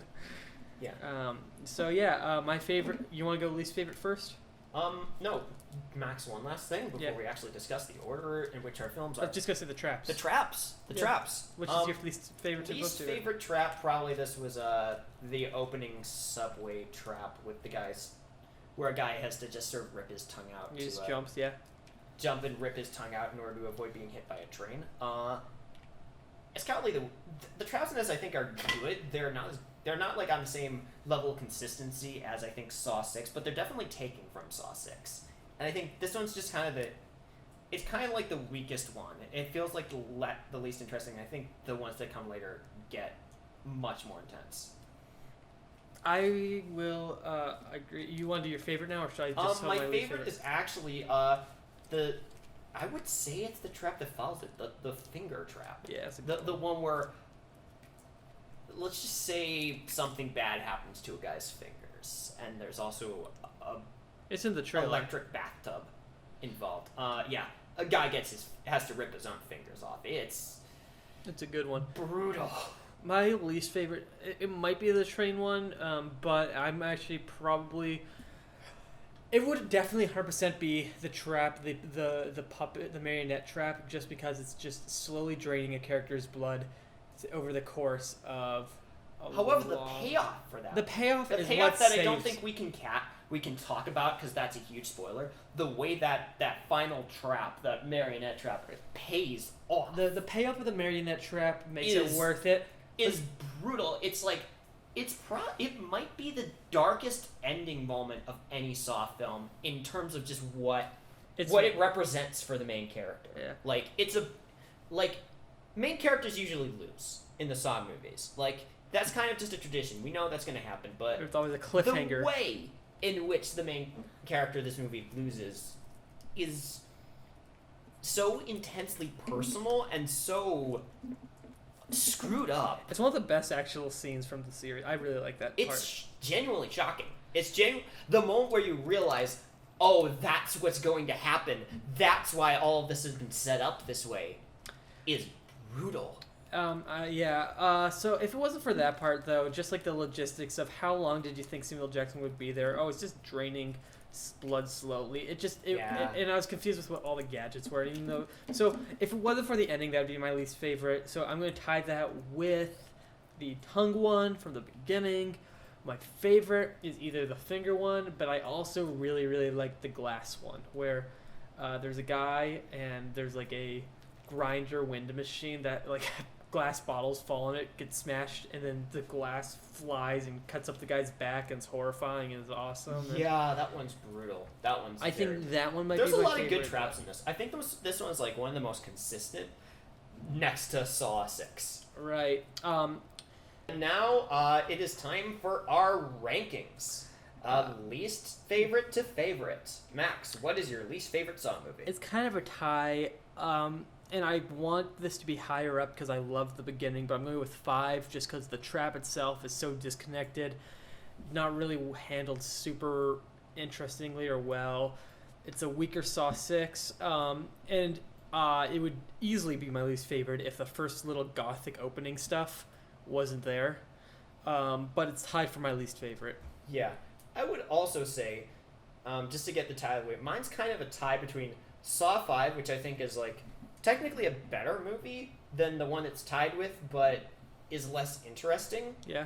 And Saw the Final Chapter, which I think is a more enjoyable movie, but I also think is without a doubt the worst movie in the franchise, technically and narratively. But it slides up because of how funny it is. It is the so bad it's good Saw movie. It is the dumbest one. It is the weirdest one. It is the one where the guy from Linkin Park triggers a Final Destination style chain reaction death domino effect. It's the one with the weird dream sequences. It's the one that's just basically a slasher movie. Yeah. So you say 5, then 7.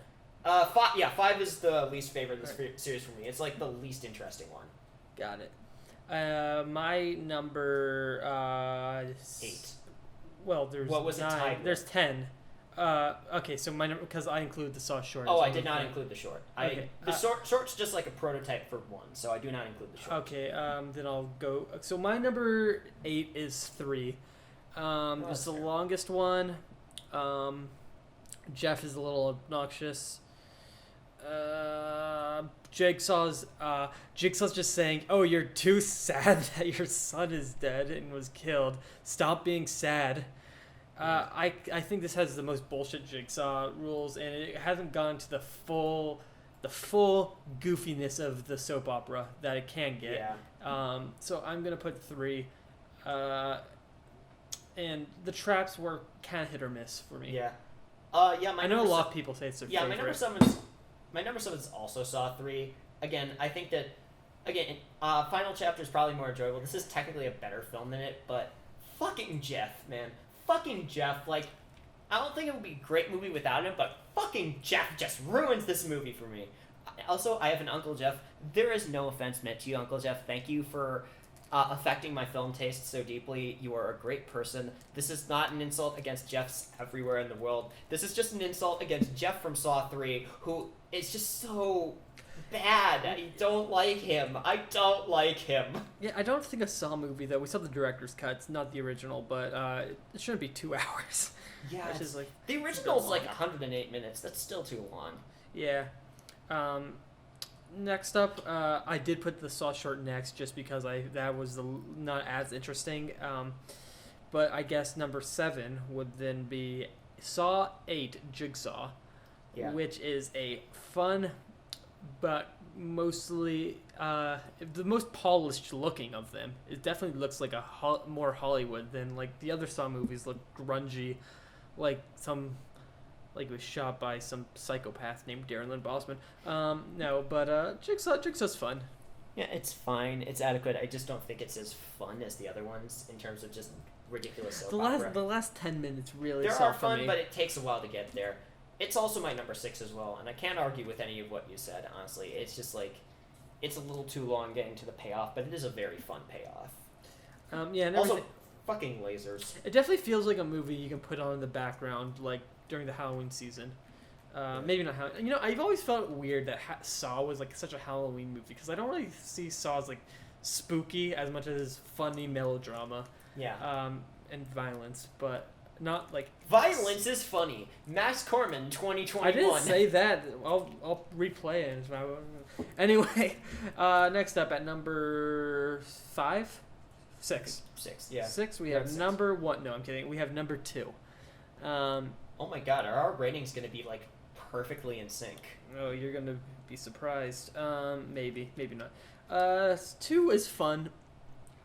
I mean, if yours is the same, you could talk more about it. Yeah, But I do like the haunted. I do like the like spooky house vibe. Saw 2 has like some definite frustrations, like Jigsaw's monologuing, and the first of many deaths of Eric Matthews, of course. But it's a adequate, fun sequel to the original that kind of just tells you, yeah, this is what the Saw franchise is gonna be from this point onwards. Honestly, it's kind of like the setup you really need to sort of say, okay, this is just going to be ridiculous, over-the-top melodrama with a lot of gory kills mixed in, rather than the police procedural of the original. It was still finding its footing of how weird and goofy it could be, but it definitely was taking strides. Next up, I actually have it's tied actually for my number 4 spot, but 7. Okay. I enjoy 7. I know everyone else says it's the worst one. I enjoy it, I just don't think it's a good movie. Most everything with Hoffman is so fun. Carrie Elwes being sinister for some reason is funny. Some fun traps, some terrible traps. I love seeing people just call bullcrap on Jigsaw's philosophy. I enjoy this goofy movie, and honestly, the blood, the gore is so goofy that I never feel like, oh, this is too real or squeamish. I'm just like, this is Monty Python, is what the part 7 feels like. So I'm giving 7 a right above the middle. Yeah. My number 4 is, fittingly enough, Saw 4. I think Saw 4 is like, it's kind of tied with Spiral for me, which is my number 3. We'll get to that later. But Saw 4 is like, it's definitely a very inconsistent movie. It's got some of the dumbest moments in the Saw franchise. I mean, you should know better than to go through an unsecured door. But it also has all the actually really interesting stuff involving John Kramer's backstory. It has Hoffman Hoffman's introduction as the Jigsaw accomplice. It has some actually really effective traps that are like actually really creepy. Like, it's kind of that perfect mix of the dumb and the actually entertaining that makes the Saw franchise enjoyable for me. That's like, it's like there's moments of brilliance, and then between that brilliance, it's just so ridiculous that it's the fun of watching like a soap opera. For me, the next one is Spiral. I think this has the most consistently good traps. I think that, yes, maybe I wasn't disappointed, but And it's still a Saw sequel, but it's like a fun enough It's a fun Saw sequel. I wish they continued building on the lore of the past 8 movies, just because I want to see where they go. Yeah. But it's a fun, got good traps, good attempt at commentary. Pretty good ending. A great ending. I really like the ending. I Yeah. love the choices for the acting was actually like solid. Yeah. I really like the acting, and we didn't even talk about the wax trap, which was pretty fun. Oh, the wax trap's pretty nasty. I just want to leave that one for people to discover them for themselves. We can't spoil everything. Sure. It's been out for a while. Just go see it, people. Yeah, Anyway, go watch it. It's fun. unless it's like $20 to rent. I don't know, Yeah. but anyway, that's tied for my 4 with Yeah, 7. that's my number 3 as well. And I don't really have much to add that you didn't. I think it's definitely like, it feels the most like, even though it brings Bowson back and it's kind of the same color grading, it feels like it's the most commercially palatable of all the Saw movies. I'd say Jigsaw. I'd say Jigsaw. I think even more than Jigsaw, because Jigsaw has like the more ridiculous traps and like the big melodrama at the ending. I- This one is the one that for me tones down the melodrama and kind of tries to be a little more palatable mainstream horror, and it's effective. I think it's a fairly solid movie. I just don't. I don't think it's like a high point for the series, but it is entirely enjoyable. With some very interesting costume design. Yeah. I like it though. My number 3. Originally, when we started this movie, I was like, you know what? My mind was wandering for the first 20 minutes to half an hour of this movie, and I'm like, this is going to be near the bottom. But now it's near the top 4. I really enjoy 4 because this is what, to me, it's like, this is just pure. When it's good, when it's legitimately good, it's legitimately good. It's John Kramer's backstory, his first attempt at a trap, all that stuff I really like. And when it's never go through an unsecured door, then it's the other end of. It's like my opinion of Batman versus Superman. I actually really like that movie because when it's good, it's great, and when it's so bad, it's good. It's so bad, it's good, and I really enjoy that movie. This is my BVS. Okay. I really enjoy 4, and I just wish we could have more Detective Eric Matthews in the sequels. Bring back the or Boys Next Door, or whatever they're called. Yeah, I think at this point, this is where I think the rankings might actually surprise you. My number 2 is the original Saw. I still think the original Saw is fantastic. It is a great standalone horror movie that is rightfully iconic. I think it is I think there's a lot of very clever moments in it. It's a lot more psychological than the others. I think that the plotting in it is really beautifully intricate, and I think a lot of what it just leaves up to your imagination is great. And like I said, there's a reason this holds a very specific place in horror history, because it is just a very rightfully iconic film, I think. I agree. Mine's a little more predictable. I put number 6 as my number 2. Love number 6. It's got, like 4, it's got some of the most goofy stuff, but it's also got some really, really good stuff. It's definitely the most pure Saw sequel. When you think of Saw, this is probably what you should think of, because the first is kind of its own. It's got a different vibe to some degree. Yeah. And this vibes with the sequels, but just being much better than them. Yeah. And honestly, as you can presume from me putting Saw 1 second, my number 1 in what might be a surprise to other people, but it's probably not a surprise to you at this point, it is Saw 6. Because a lot of my opinions on film, I think, when I approach film, I will always really value ambition. I will value a movie that looks at things and is like, you know what, let's take a swing for the fences. Let's try something a little different. And doing Saw as just straight up social commentary horror, but keeping all the melodrama and amping it up and bring in Hitchcockian and slasher elements and trying to reach outside and do something that's a little wilder and a lot more different than what Saw's done up until that point is what really endears this movie to me. I love Saw 6, genuinely. It's got great social commentary. It's got cool kind of noirish elements with Hoffman's story. It's got a great climax. It's got just enough goofball melodrama to sort of keep it in line with the rest of the films in the series.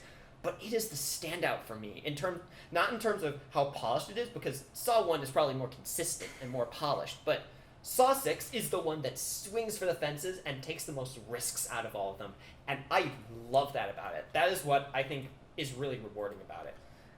I agree. For me, as you know, it's number 1. I think there will be very seldom seen a reaction from me when I was younger and I first saw that twist. Plus, you got Danny Glover. Yeah. Plus, what they did with that budget. James Wan is a fantastic director. Lee Wanell is a great writer, and he's proven himself to be a very good director as well. But everyone knows Saw 1 is the best. Is typically considered the best one. It probably is the best. It's the most analyzed one, so there's not a whole lot I can add. I think it's more interesting to talk about how good 6 is, because 6 is underappreciated because it's called Saw 6, and people immediately assume it's going to be trash. 6 is so underrated. Saw 6 is the Halloween 3 of the Saw franchise. Oh, yeah. It's the one that unfairly gets overlooked, and it's also the one that I think takes the most swings and pushes the series in an interesting direction that I don't think it completely followed up on. and I would have loved to see a follow up on. Yeah, and so yeah, I mean, talking about Saw 6 is more interesting just because everyone talks about Saw 1 and how great that is. Yeah, but I think Saw 6 is so underappreciated. Saw as a 6 film is because great. it's so fun. It's such a fun film with social commentary. I think there's a lot of misconceptions of social horror and social commentary in horror where it's like you have to be very serious about it, and Saw 6 is like proof that you can have like actually hard-hitting social commentary and make a movie that's a lot of fun. That you can have a film where entertainment and meaning are basically one and the same, and you can do one without sacrificing the other, and you can have both to the fullest extent. And something that does that manages to be incredibly entertaining while actually having a really good point and doesn't feel like too high and mighty or too ensconced in like the high art low art divide, that it feels it has to choose one or the other, is something I am always going to love about a movie. And I love that about Saw 6. That it is this ridiculous, goofy, semi-Hitchcockian melodrama that also has really surprisingly hard-hitting social commentary on how broken America's healthcare system is. I love that. Watch Halloween 3. We'll discuss that when we get to Halloween. Oh god, the timeline for that will be a mess. If you think the Saw continuity is confusing. We sketched out the Halloween timeline. There are at least 3 separate timelines, possibly multiple parallel universes, and all of them are inside another timeline. Halloween's timeline is a mess. We're gonna unravel that eventually. We are, Not yet. Yeah, we got Sleepaway Camp to look forward to Oh, we next. have are Sleepaway almost Camp done with that. next week, and not next week, 2 weeks from now, and then we'll be moving on to, as we have promised for a while, the Ring films. Oh boy. Yep. And anyways, we'll reveal some plans later, probably in either the first or second Ring episode. We've got some series on deck. We are probably actually going to have maybe some guests on deck at some point. We have a couple people lined up to do some episodes. Can you say Kyle Johnson? Kyle Johnson. He's going to be on our show. Who's Kyle Johnson? You don't know Kyle Johnson? Do you not know Kyle Johnson? World famous filmmaker I just made up? I'm gonna Google this and see if, Kyle Johnson is an American actor. We're going to have Kyle Johnson on. We're going to have track him Kyle down. Johnson. He's still alive, apparently. We're going to track him down. Kyle Was he Johnson. Unfortunately, he was not in any horror movies, so I don't think he could really No, talk he's about probably anything, seen a but horror movie in his life. He probably, yeah, but What's your Kyle Johnson, famed actor? What is your favorite Saw film, and what is your least favorite Saw film? Also, same goes for the Traps. Kyle Johnson, who played Dave in Pretty Maids All in a Row, the Rock Hudson murder sex comedy. Kyle Johnson's gonna be our new mascot. Kyle, I thought you were gonna say Kyle Johnson's gonna be our new unofficial sponsor. And it's like, no, that's Tubi. That's Tubi. That's all been Tubi. Remember, we get Kyle Johnson, then we get the Tubi sponsorship. First you get the Tubi, then you get the Johnson. Wait, Oh, wait a second. First you get the Tubi, then you get the Johnson. Oh no. For those of you listening, this is how our usual conversations usually turn out. Just a mess. Godspeed to everyone, and remember... Thank you so much for listening and putting up with our ramblings. Don't do anything I would do. And don't do anything I would do either. So, don't do anything. Don't do... Well, I would do nothing. So do I would something. do everything. So, Do medium congratulations, things. you're stuck in a catch-22 Do now. medium things. Just half-ass everything. It'll work fine. That's the American way. If you're... We will be back in 2 weeks with Sleepaway Camp. Until then, take care. Remember to like, comment, and subscribe.